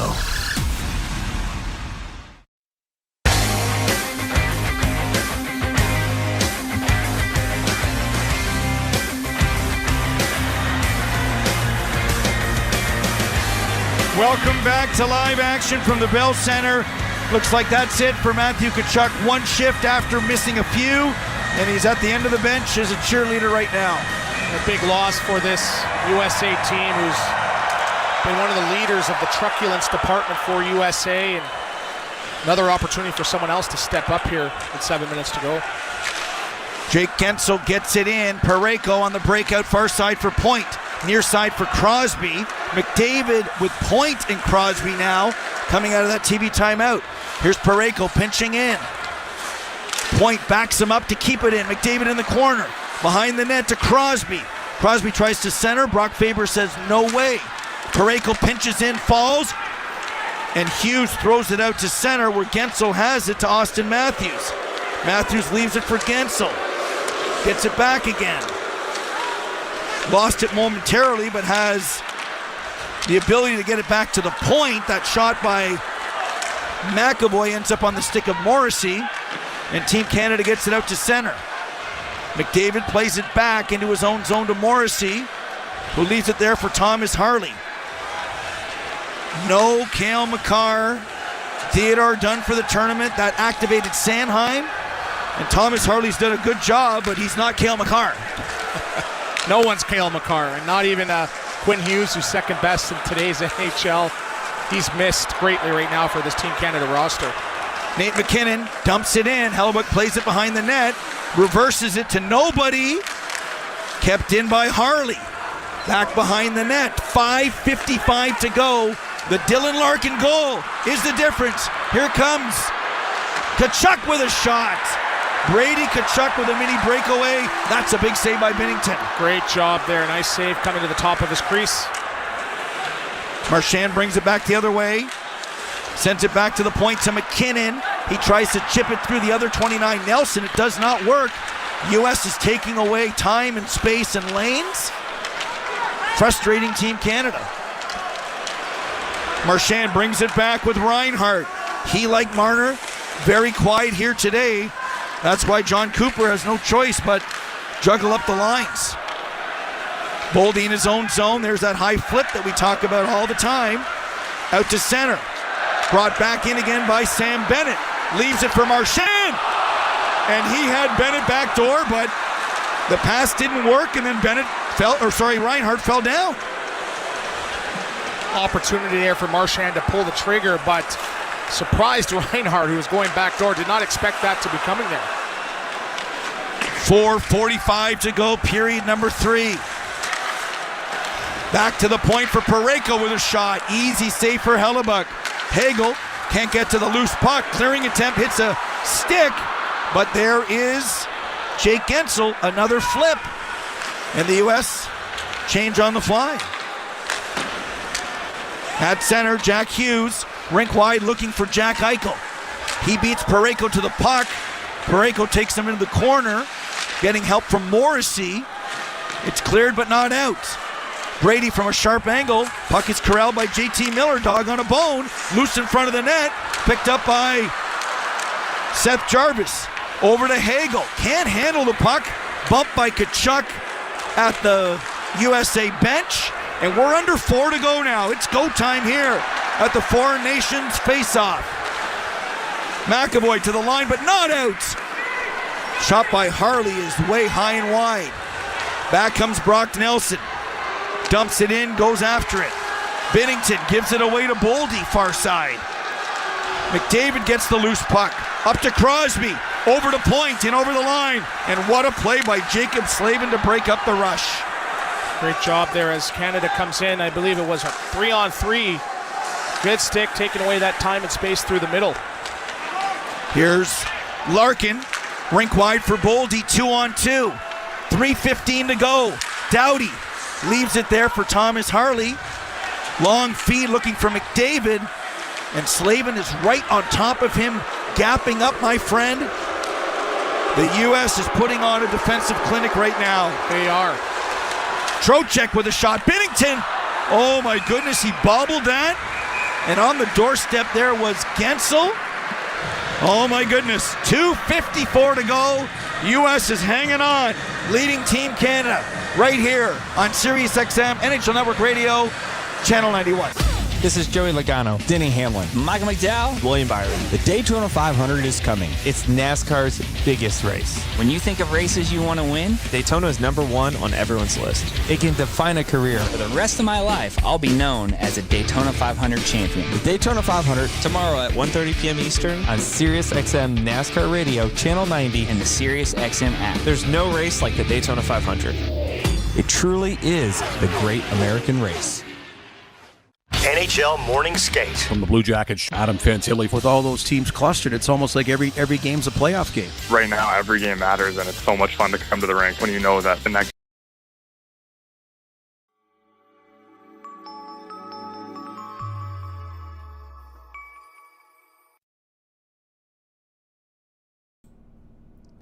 Cheers, hockey fans. Thanks for hanging out with us tonight from all over the world while we make a difference for our community. With SickKids Hospital in Toronto, we're running a promo tonight, a live stream as well on my soccer channel for the Gaming and Hockey, as you see behind me, campaign.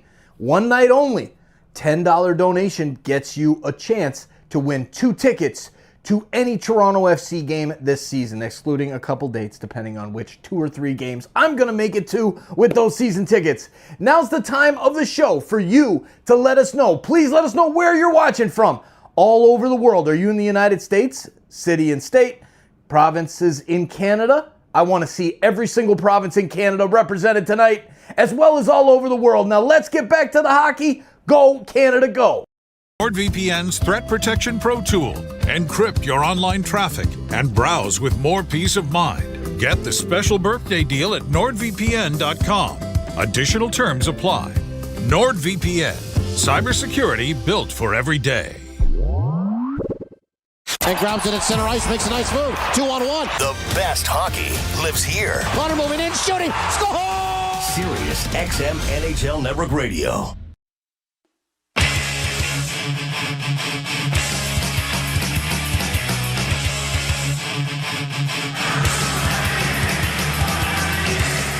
Welcome back to Montreal. Face off to the left of Jordan Binnington. 2-1 USA. Time is a factor right now. A USA regulation win means they go right to the final. And the Monday doubleheader will not affect them in the standings. Under 3 to go. Here's Cirelli tipping it in and giving chase. Behind the net for Hagel. This Tampa Bay line getting a lot of critical ice time tonight. Parayko pinches in the right point. Behind the net. Picked off by Trocheck, and back comes Trocheck and Matthews the other way. Matthew Tkachuk one shift after getting hurt at some point in this frame, and is now just a cheerleader with 2:22 to go. Here's Nate McKinnon at center, drops for McDavid with speed, gets by Miller, centers to McKinnon. He had Marner backdoor. The net is empty. 6 attackers here. Morrissey to McDavid, right wing circle, spinning away from Eichel. Back to Morrissey. Back to McDavid. Reinhart is in the slot. McDavid waits, has no play. Back to Morrissey up top. To McDavid. To Reinhart. Back to McDavid. In front. Actually back into the net to Crosby, who gives it back to McDavid. There's no shooting lane, Stewie. There's McKinnon, just throws it towards the net. Marner gives it away. And Larkin gets it out. 90 seconds to go in regulation. Morrissey pumps it back in again. Faber has time, going for the empty net. Larkin knocks it down. He sends it to Gensel, and this game is over.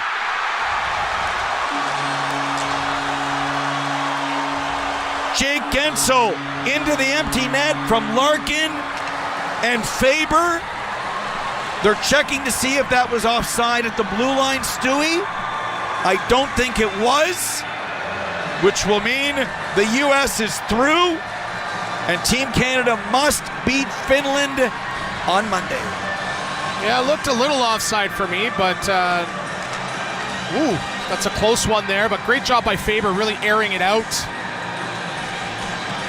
to Larkin, who makes the pass to Gensel, who makes no mistake. And as I guess they are about to drop the puck, my eyes deceive me, and it's not offside, as it's 3-1 here with just over a minute left to play in this final frame. Stewie, it's been a great 4 games. We passed the baton to Andrew Raycroft, who's listening now in Boston. What's been your favorite moment of the week so far? Well, obviously working with you for the first time, doing color commentary has obviously been my highlights of my career so far. But moment has to be the 3 fights in 30 seconds, Canada versus USA. The loudest I've seen the Bell Center or any rink may have you. JT Miller into the empty net. No, hit the side of the net. It's been a pleasure working with you, Cools. Matthews with an empty net. Harley makes a kick save and a beauty. 35 to go. Point gains the line to Mark Stone. In front for Hagel. Just no space in front of the U.S. net. They've collapsed to the house, and they've put on a defensive clinic. Time and space, on-ice awareness have been the forte for USA this game. Here's a chance at the side of the net for Mark Stone. He can't put it in. Bounces to Larkin. 7 seconds to go. He sends it down the ice. We'll get an icing, but it won't matter now. The U.S. is going to the final. They do play Sweden on Monday. The big question for Team Canada is who starts against the Finns? Whoa, that's a tough decision, and maybe I'll defer to Razor and let him discuss that. No, Razor is not here. I'll have to go Aiden Hill, right? I predicted it would see probably 3 goaltenders as Canada goes for gold. But Binnington, he got out-dueled, I think, in both games. Tonight, especially by Connor Hellebuyck, where I'm sure he wanted 1, if not 2 back. So that's sort of been the story for Binnington all year. Again, I understand he's a great competitor, but in these short-term tournaments, you got to bring your A game. And through 2 games, Connor Hellebuyck has, and Binnington has not. Draw 1 by Bennett, but it won't matter. For the 3rd time in Montreal, the U.S. wins a best-on-best game. That's 3 of the 5 that they've won against Team Canada. And the real truth is, Stewie, they were full marks for their performance. They put on a defensive-style clinic, and a team that has the abundance of offensive prowess really played a John Tortorella-style hockey game and just smothered Canada through the neutral zone. And ultimately, the last line of defense being Connor Hellebuyck, who has done what he's done this year with his 6 shutouts for the Winnipeg Jets, shut the door continually and repeatedly, as I would not be shocked to see him get the MVP in this game. We'll take the break. When we come back, Scotty Laughlin with everything you need to know in the postgame show. We say bye from Montreal. We'll see you in Boston. Thanks for listening. Stay tuned. On and off the ice. USA GM Bill Guerin. Your team looks like a really difficult team to play against. And everybody's got their own way of being difficult to play against. Matthew Tkachuk, Brady Tkachuk are going to have a different style of that than Jake. What's up, insiders, hockey fans? United States with the victory, 3-1 over Canada. Man, you know what? It's all right. It's all right. We'll figure it out. We'll get away as long as Canada gets the victory in game number 3 against Finland, who got the victory over Sweden. Look, we're even on points with Sweden right now at 2 apiece. So we beat Finland and get the full 3 in regulation. It's all good. Anyways, enough of that. Check out our football. No, it's not the football frenzy. Man, I am so excited about the amount of success we had from our football frenzy in this last campaign while I was traveling and closing down the office down in Florida where I grew up. It's funny. I just got a comment on the on some video somewhere. I don't know which one it was, but which is kind of surreal actually talking about it like that. Big shout out to the mods holding it down. Steve Aslan, cheers, my man. Good to see you. Roboto, cheers, buddy. Get back on the steak next weekend and next week, buddy. Meme Factory with Trump. Somebody delete that, please. Thank you. Who was that? Burn. That's right. Cheers, Burn. I love it. Anyways, I got to wrap this up. I'm going to let the post game run as always, like I always do. Please check out our football. Damn it. I said it again. Football Frenzy. It's not the Football Frenzy. Our SickKids, the Create for SickKids Charity Challenge presented by AMD. I actually have a AMD computer on the way. Can't wait to see how it does compared to Intel. It's going to be very, very, very interesting.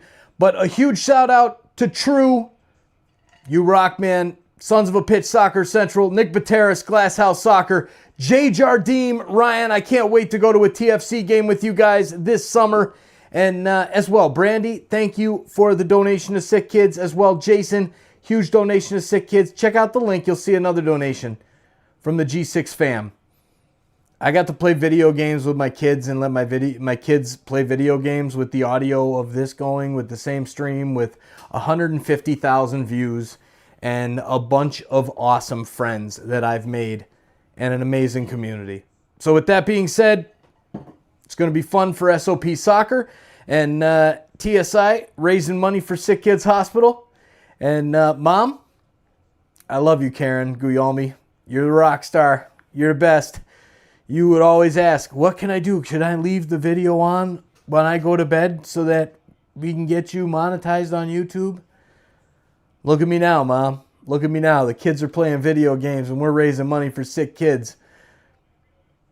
Where you spent your whole damn childhood. I'll let the post game run. United States gets the victory. Damn it, I'm tearing up. Good night, everybody. Night, the game certainly lived up to expectations, and if you're an American hockey fan and an American hockey player, you go home very, very happy. Man, that was probably the most fun I've ever had in a hockey game. Just the environment, just before the game, even in warm-ups, it was crazy, and I think both teams, fed off it, especially us. We had so much energy there tonight, and for a team with so much offense, just the team commitment to defense was phenomenal to see, and didn't give them too many chances for such a great team over there. All right, so the way the game started, 3 fights in the first 9 seconds. You want to talk about setting the tone? I would say both teams were attempting to do that, Noah.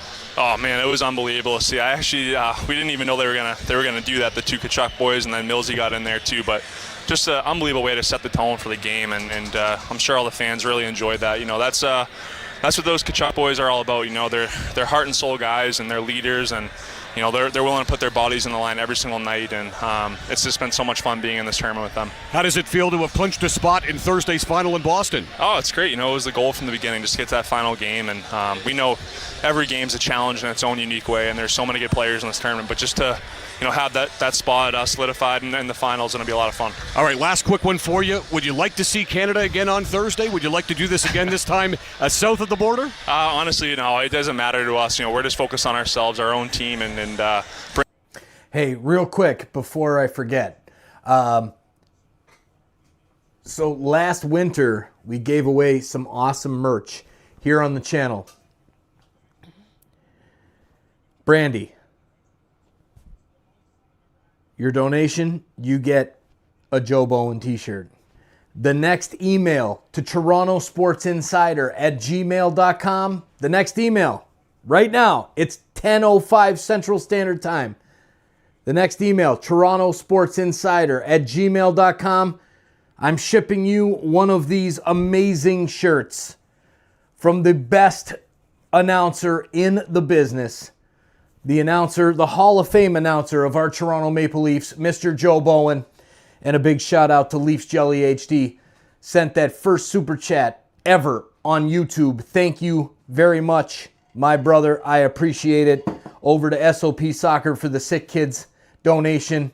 I can't wait to get Jelly started with SickKids. We're going to start raising money like crazy, ladies and gentlemen. And a big shout out to Joe Bowen.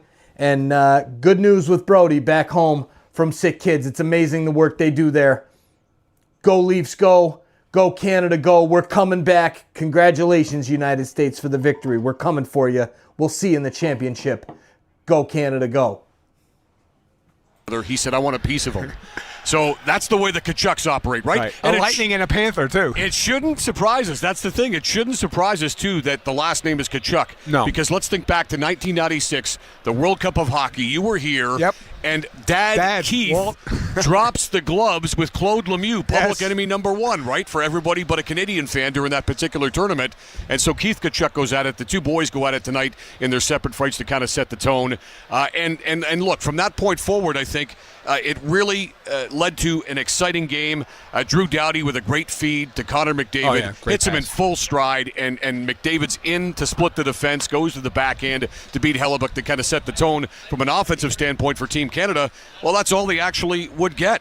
That's all they actually would get because Team USA would come back and they would equalize. And here we go again. You talk about the goaltender, Jordan Binnington. Yeah. Made some big saves tonight in his defense. Big on Larkin, big on a couple other stops. But the goal he gives up to Jake Gensel in the opening period, it's going to be talked about. Can't go in. And I think from this point forward until Monday afternoon in Boston, the question will still come up.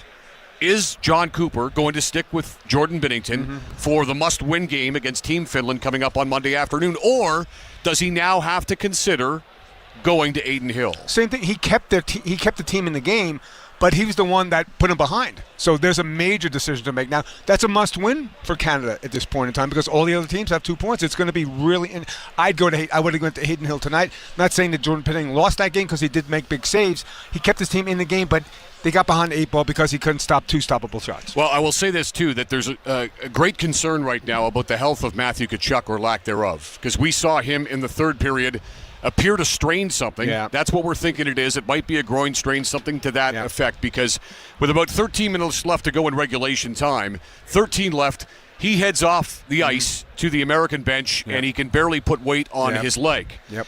And the cameras on ABC soon picked him up. And saying to Mike Sullivan, I can't go. I can't go. We saw him shift down the bench towards the end, and he was doing what a parent would do in minor hockey when they needed some help on the bench. For sure. Open up the gate, let the players go out, close the gate, open up the gate, et cetera, et cetera. So Matthew Tkachuk unable to play in the final 13.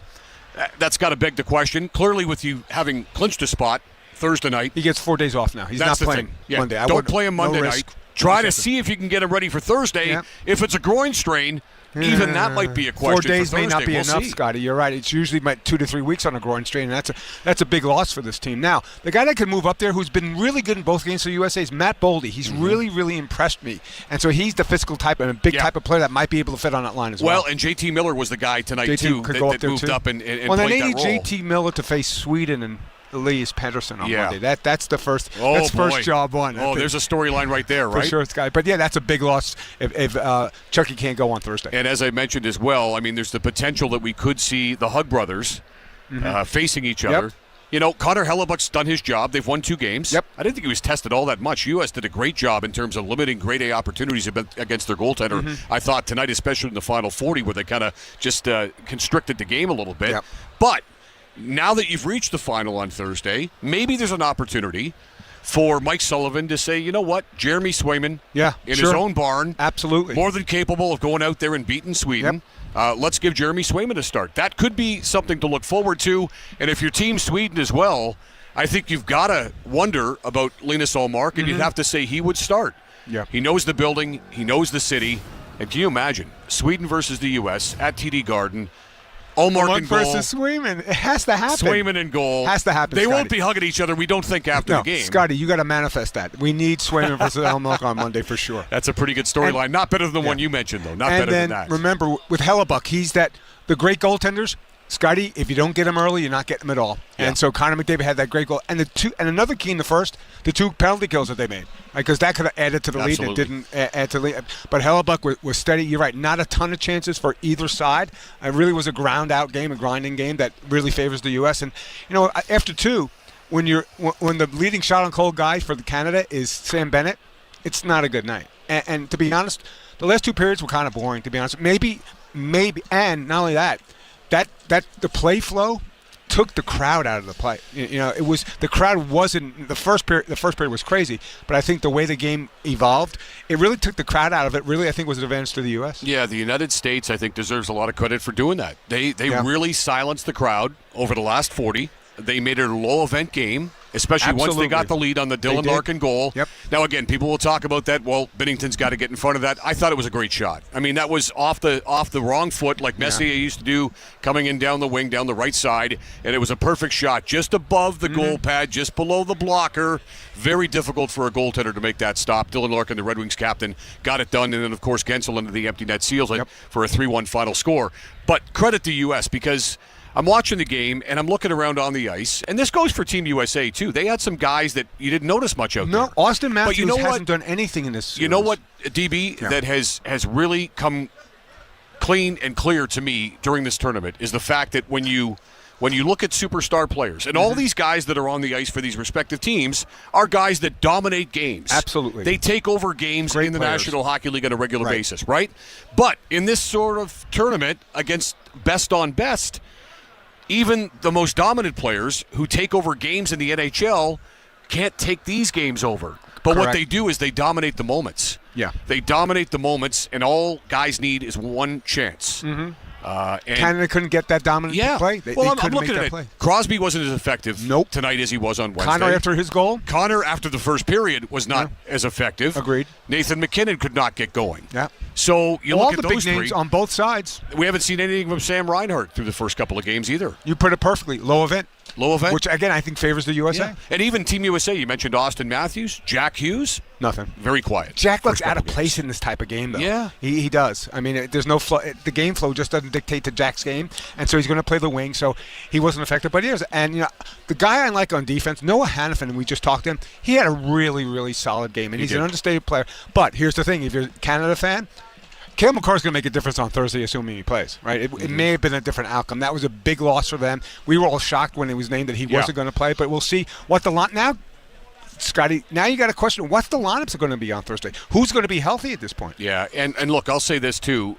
Canada's reinforcements, I thought Sanheim was good. He was. And I thought Thomas Harley, without even one practice. Absolutely. They plug him in, and we talked about it, Dave and I Dowdy. did. Yep. Dave Pagnotta, before the game started, they plugged him in with Drew. And I said to Dave, I love this combination because Drew Doughty's the type of experienced guy that's going to settle a young emerging defenseman down. Right. Hey, you don't need to practice. Don't worry. I'll take care of you. I'll be there as your security blanket. Just make the pass that you're supposed to make. Make the smart play. Don't turn the puck over. And I think Thomas Harley did a great job at that. I think he deserves a lot of kudos for stepping in under the toughest of circumstances. When you don't not think even you're getting going to practice. play. Right. And not looking at a place at all. And to Coop's credit, he played him with a guy who's won 2 Stanley Cups. So that calming influence. And Drew had an okay game, but Harley was really, really solid given he was pressed into service, a couple hours before the game. Absolutely. So we head to Boston, and we look at Monday and all that entails. So Team USA is in the final, clinching a spot in Thursday's championship. All 3 other teams, though, Sweden, Finland, Canada now, have something to play for. Yep. Canada, if they take care of business in regulation time against Team Finland, they would be the team going to the final to face the U.S. again Thursday. So it's conceivable that by the time we sit down for a bite to eat at dinner time on Monday, we will be aware of whether or not we're What going the to see a final is. rematch between Canada and U.S., right? And Scotty, if I had told you on Tuesday that it's a must-win on Monday for Canada versus Finland and all the pressures on Canada, you would have told me I was maybe day drinking a little bit. So now the intrigue changes. It's always been an intriguing tournament, but now the intrigue changed to Monday where Canada's in a must-win position. Well, that's the thing, and I'm happy from the standpoint of Finland that they're going to Boston and they're going to have something to play for, right? They're going to have to upset Canada to get to where they want to go. Massive upset. Which would be a shocking storyline unto itself. But they've got something to play for, and that's to their credit after they beat Sweden earlier today in the lid lifter here on Super Saturday. So we look back on that. We're looking back on this one now as well. Team USA full value for a 3-1 victory over Team Canada. They're off to the final coming up in Boston on Thursday night. We're off to a break, and when we come back, we will have a full recap of the highlights. And if you were a little bit late getting to your television set or a little bit late in getting to your seat here at the Bell Center, you missed a lot in the first 9 seconds of this hockey game. You want to talk about trying to set a tone. Each side, as we said to Noah Hannafin, was trying to do precisely that off of the opening puck drop. So we'll recap the highlights from the victory for Team USA over Team Canada, and we'll get some post-game reaction in from both sides of the ledger. You're listening to the Four Nations Face-Off post-game show right here on SiriusXM NHL Network Radio. Four Nations Face-Off is here. Canada, USA, Sweden, and Finland face off for hockey supremacy. Pass across. Allmark with a fabulous save. Hear all the action on SiriusXM NHL Network Radio. Live from Montreal and Boston. Four Nations Face-Off. Visit SiriusXM.ca/Four Nations for schedules. Set the mood for Valentine's Day with SiriusXM channels that speak your love language. Rekindle your passion for 70s and 80s romantic hits on SiriusXM Love, Channel 16. Or treat your SO to love songs from the 90s to now on XO, Channel 15. Both here through Valentine's weekend. And there for you year-round in the SiriusXM. What's up, people? All right, this is awesome. Just sitting here chatting with my wife, my amazing wife, TSI Allison. I love you. I miss you so much. I hope you're having fun in St. Louis. It sounds like you are. Enjoy. Live it up, you two.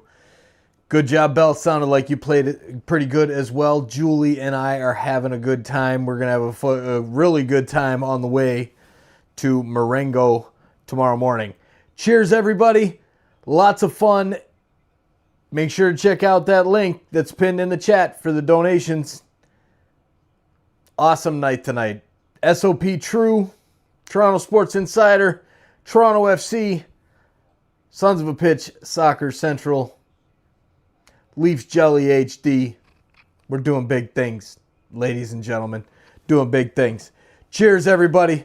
Have a great night. New merch coming soon. www.torontosportsinsider.com. The website's coming. It's going to be really cool. Going to find a way. Listen, everybody. I started this 5-6 years ago on Sons of a Pitch Soccer Central, and I've learned all of this myself as a 39-year-old dude. Okay? It's never too late to start chasing your dreams. I had a dream when I was a kid on something like this, and now it's here. Always follow your dreams, but as long as it's got to be your passion. My passion is Toronto sports. Everything Toronto sports. TFC till I die. All right? Sons of a Pitch, Soccer Central, Toronto Maple Leafs, Blue Jays. I grew up at the Sky Dome, Maple Leaf Gardens, Air Canada Center. Now we're hanging out, doing 153,888 views with a 6-minute watch time while my kids play video games on the same Wi-Fi. Let's frickin' go, Insiders. Cheers, everybody. Good night. We'll let the post-game go a few more minutes for the USA fans. And then we're going to send you over to my episode on the Sons of a Pitch Soccer Central channel. Cheers. They're like, shut up, bro. I know. Got it. I like to talk, okay? Seconds, no less. Let's hand it back over to Steve Coulias and Anthony Stewart with the call. And we are underway. Point wins the draw, and we've got a fight. We have a fight off the opening faceoff. Brandon Hagel and Matthew Tkachuk. It took 2 seconds. They're at center.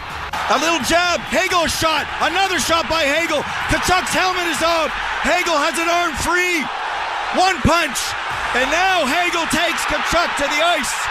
How do you like it so far? Brady's taking the draw against Sam Bennett, and we have another fight. Bennett has a right free. Tkachuk with a right, Bennett with a right, lost his helmet. They're exchanging blows. 3 seconds into the game, 2 fights, and the Tkachuk brothers will be side by each in the penalty box. Have you ever seen a start to a game like this? Another stoppage, scrums in front of the net. JT Miller drops the gloves with Colton Parayko. Miller and Parayko. Parayko's got a right free. He catches Miller. Miller falls to the ice. Falls again. Parayko, big reach, knocks his helmet off. We've played 9 seconds, and we have 3 fights.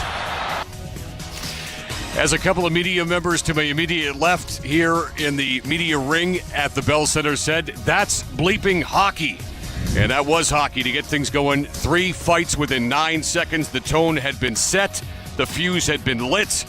And then just over 5.5 minutes later, this happened. Canada jumping on the scoreboard first. And what a play. What a pass by Drew Doughty. Shoots it into the Team Canada zone. Binnington behind the net. Reverse to Drew Doughty. Doughty to McDavid. Has speed. Breakaway. McDavid scores! Connor McDavid scores his first of the tournament. Canada's on the board. It's 1-0. Yeah, Connor McDavid splitting the defense with all that speed, and it was Doughty hitting him in full stride. The goaltender Binnington, as you heard, also picks up a helper as he left it for Doughty. Doughty to McDavid, backhand.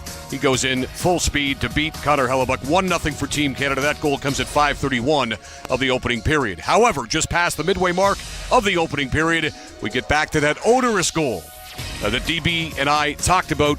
The one that Jake Gensel got, the first of 2 as it turned out for Gensel on the night, and he beats Jordan Binnington to pull the U.S. back on even terms. And out comes Jack Eichel with speed.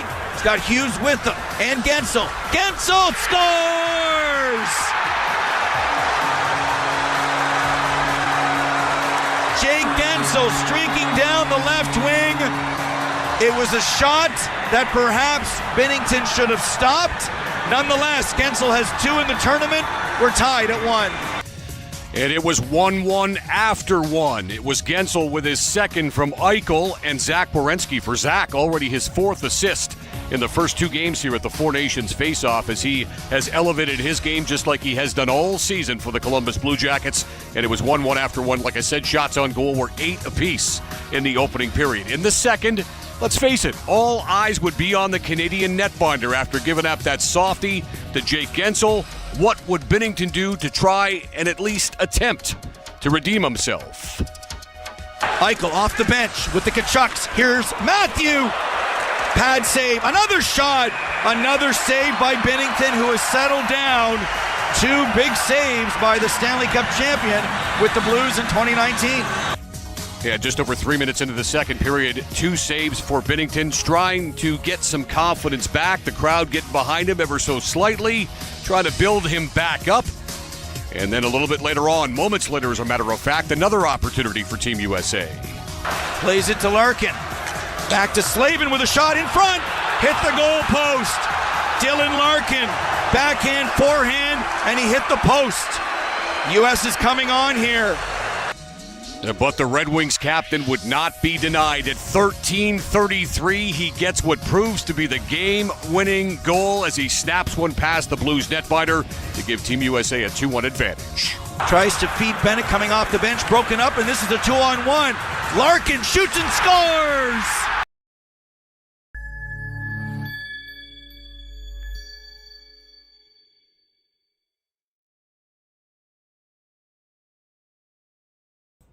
What's up, hockey fans, sports fans, video game fans? I don't know. Thank you for hanging out with us. Tonight is a one night only. That's it.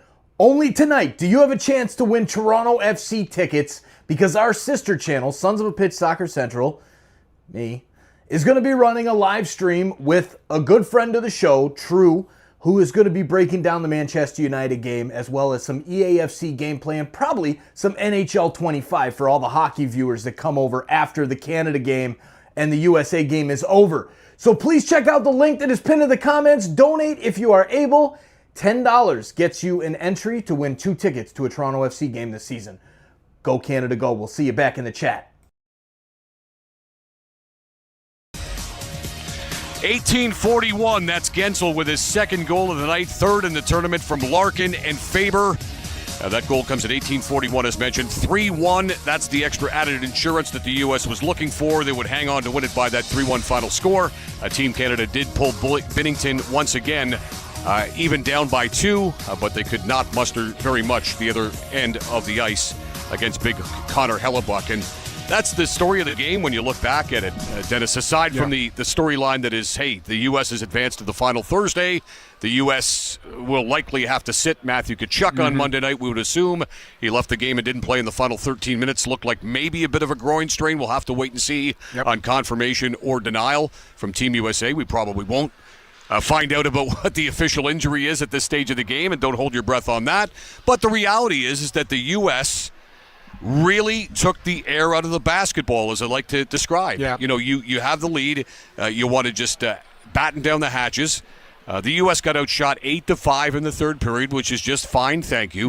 They didn't give up any grade A attempts against. No, it wasn't. And it was just a fine defensive effort all around, I thought, through the final 40 minutes by Team USA. And a big block by Brock Faber at the end of the game.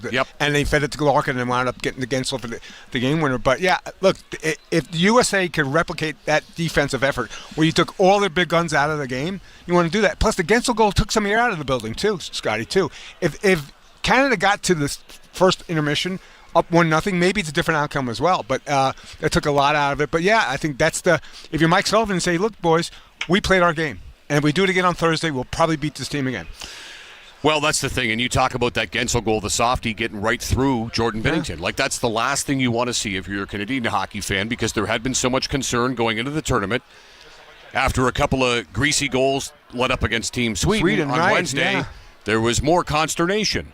Now you get to this game and you've got a 1-0 lead, and then that goal goes in, and it's just like a kick to the midsection of the Team Canada players on the bench going, oh, here we go again. That's the third greasy, soft goal that he's let up in the first 2 games here. What are we doing?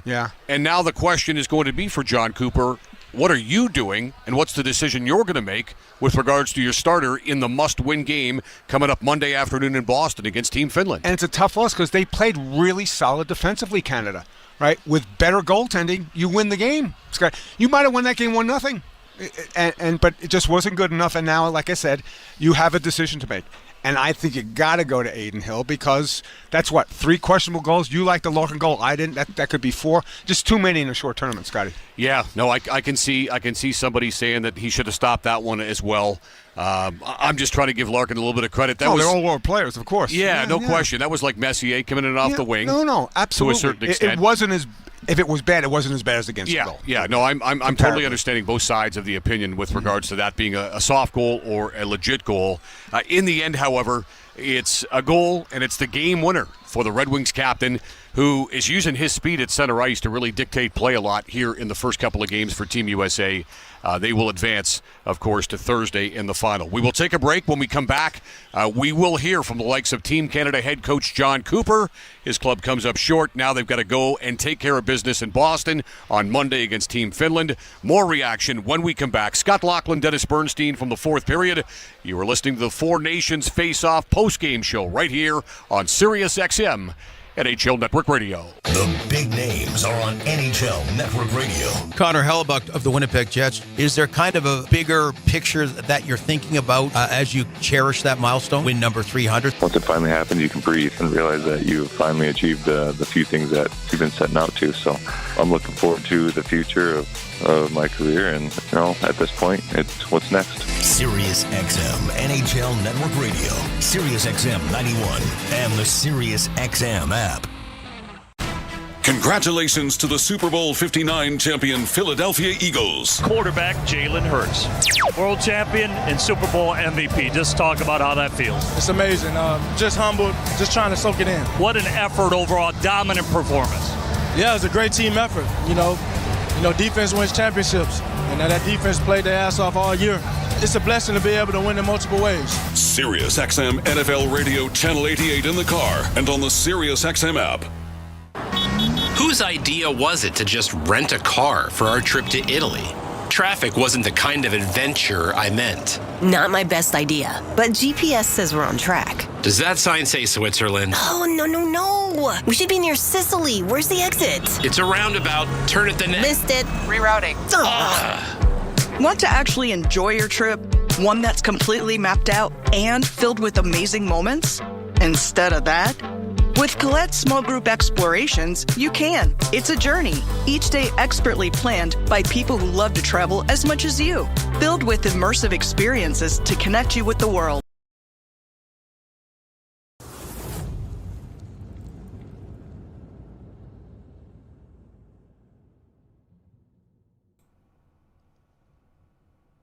What's up, hockey fans? Go Canada, go! Go Canada, go! Or are you rooting for the United States of America? And Austin Matthews, captain of our Toronto Maple Leafs, thank you for hanging out with us tonight. Please hit that like button. Let's get more hockey fans here in the chat, hanging out, making a difference in our community with SickKids Hospital. Thank you for hitting the like. And if you've done that, please share this out as well. TikTok, Twitter, X, whatever you call it, Instagram, whatever you have. Shoot that thing out there and let's bring more hockey fans here to the chat to cheer on your favorite team. Hopefully it's Canada. Go Canada, go! We'll see you back in the chat. All right, the post-game show continues. Scott Lockwood alongside Dennis Bernstein from the fourth period. Team USA 3, Team Canada 1. And congratulations to Team USA booking a spot already just after the first two wins in Thursday night's final from TD Garden in Boston. Canada's got one more step to take and one more hurdle to clear. Yep. They will try to do so with a regulation victory on Monday afternoon in Boston over Team Finland. If they can do that, get the 3 points, then essentially the game coming up on Monday night would be for pride and nothing more than that between Sweden and Team USA. But again, when you look at this game, the American squad conceded the first game as Doughty hit McDavid, as we just heard. After that, though, the U.S. did a great job, I thought, from a defensive standpoint, at really tightening things up and really just not giving Canada's players, the speedy ones, the top six guys who are so dynamic and dangerous, really all that much ice. And, Scotty, to your point about the defensive effort, I'm going to give you some time on ice for the U.S. defensemen. You're not going to believe it. Zach Werenski and Adam Fox. Werenski had another assist. He's been great. They played 13:47 and 13:44. Now, that's not the story. Okay. Jacob Slavin and Brock Faber played 25-19 and 25-36. Wow. And they were +3. Can you? I had to do a double take. I said, is that right? But yeah, look at the trust in Brock Faber that played 25 minutes in a game like this. Those are stunning numbers, Scotty. Slavin might be the most underrated defenseman in the NHL. He will always be the most underrated. He's got such a quiet game, right? Yep. I had a great conversation with him going back to yesterday. He was a very cerebral guy, really very good guy. talkative, great conversationalist, and great interview. But he is a very quiet player, and he's not the most physical defenseman. He's the type of guy, though, that always seems to be in the right place at the right time. High IQ. Defensively is stellar, and that's why he played as much as he did. Those are stunning numbers. How about young Brock Faber with the numbers you give me they about played almost the young twice as much Minnesota as Wild Fox defenseman. and Werenski. Yeah. I didn't have that daily double at all. No, not at all. Not at all. And that says a lot about Team USA in their defensive effort. Yep. And Connor Hellebuck, look, we said, look, he's on the spot because he is the best goaltender in the NHL, but he's got his detractors. Yep. He hasn't had a run with the Jets since 2018 when they made the Final Four. Right. And there are some out there that say, I want to see this guy do it in a big-time situation. Now, he got it done tonight, but I think, he stopped what he needed to stop. And, look, the McDavid goal was a highlight reel, of course, play waiting to happen. Right. But I think from Connor Hellebuck's perspective, he wins the game and just does what he has to do. I think his teammates in front of him deserve all the credit in the world, though, for the way that they played in front of the big goaltender. He gives up one early like he did in the Finland game, and then he was just steady on his skates and wasn't out of position and played a really, really solid game. And that, like I said, if you don't get to Hellebuck early, you're not going to get to him at all, and you saw that tonight. And so, if Canada can find a way to get to the final on Thursday, they're going to face a guy who has confidence in saying, "Okay, I beat this team already once. Let's do it again on Thursday."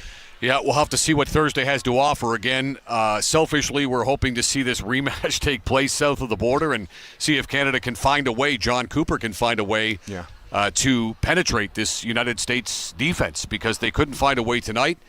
Matthew Tkachuk gets injured in the game. He was limited in the third period, sat out the last 13 minutes or so of regulation time, and slid down the end of the bench and opened and closed the gate the rest of the way. Dylan Larkin steps up, the Red Wings captain, gets the game-winning goal, as it turns out, for Team USA as well. And boy, Jacob Slavin, we just talked about the numbers that he brought forth in terms of TOI, very responsible. Charlie McAvoy saw a lot of McDavid as well. And how about the first period? That hit on Sid? Yes. I'm surprised that didn't start a fight. I'm surprised they didn't go after him after he hit Sid like that. No, that was a hell of a check. Got McDavid. Mm-hmm. McAvoy on McDavid right inside the blue line. And I said the same thing. If that was a National Hockey League game, then they probably would have just went over and tried to jump I guess Charlie they were done McAvoy. with the fighting, Scotty. I guess after the first 9 seconds, they got enough of this already. Let's go. Absolutely. So Team USA wins it 3-1. Full value for the victory. Clearly, well, you know my thoughts are always the best team always wins, and there was no doubt tonight who the better team was. And we'll get some post-game comments now from Team Canada head coach John Cooper. John, Josh Clipper with the Canadian Press. Just wondering what you made of the start to tonight's game. Well, a couple nights ago when I sat up here, and if you were going to tell me something was going to top that, I would not have believed you. But that topped it.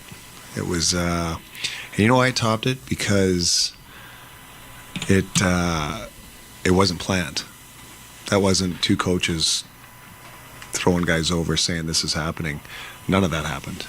That was as organic as it gets. And it was probably, I guess 10 years of no international hockey exhaled in a minute and a half. Left side, front row. John, can you share with us how things went with Cale Makar since the morning skate and the decision with him, and what the outlook is for him moving forward? I can't say what the outlook is right now. Naturally he was close to playing in tonight's game, but ultimately the decision was made for him not to play, and those decisions are made for the benefit of the player. And this is everybody wants to play and contribute and do all these things, and trust me, he's the one that wants to do it the most. But it wasn't tonight, and so we'll see. Hopefully Monday, but there's no determination on that yet. In the middle, fourth row. Marco D'Amico, RG Media. We were just with Connor, who said that Monday's game is basically a game 7 for him. How do you prepare as a coach for that game, and how do you feel about your troops going into it? He's absolutely right. I mean, this is a short tournament, and this is our game 7. I'll tell you this. As a coach, this is our second game, so now we're seeing some things, and we'll look after the technical side, but it doesn't matter who you are. If it was, the Scotty Bowman, or name the coach, it doesn't work unless you have a team that cares. And that test we passed tonight. We have a team that cares, and it's the result's unfortunate, but I don't think anybody can leave that building and say that team didn't stick up for each other, care for each other, and play with a passion. And when you do have that, you're the ceiling is limitless of what the team can do. And so in that regard, I'm extremely proud of the guys. Now it's on us here to tweak some things and find a way to beat Finland. Right side, third row. John, over here. The combination of intensity and also quality play in this game, how does that rank in your career? Well, So both teams have a whole bunch of brilliant, skilled players.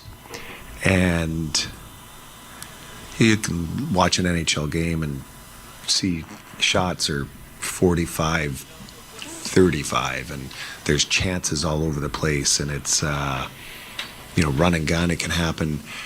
But when you have this quality of players and they all check, that's why shots are 20-20. That's why there's no space, because, again, it goes back to caring. And guys are doing things that they probably don't do in 82 games all the time.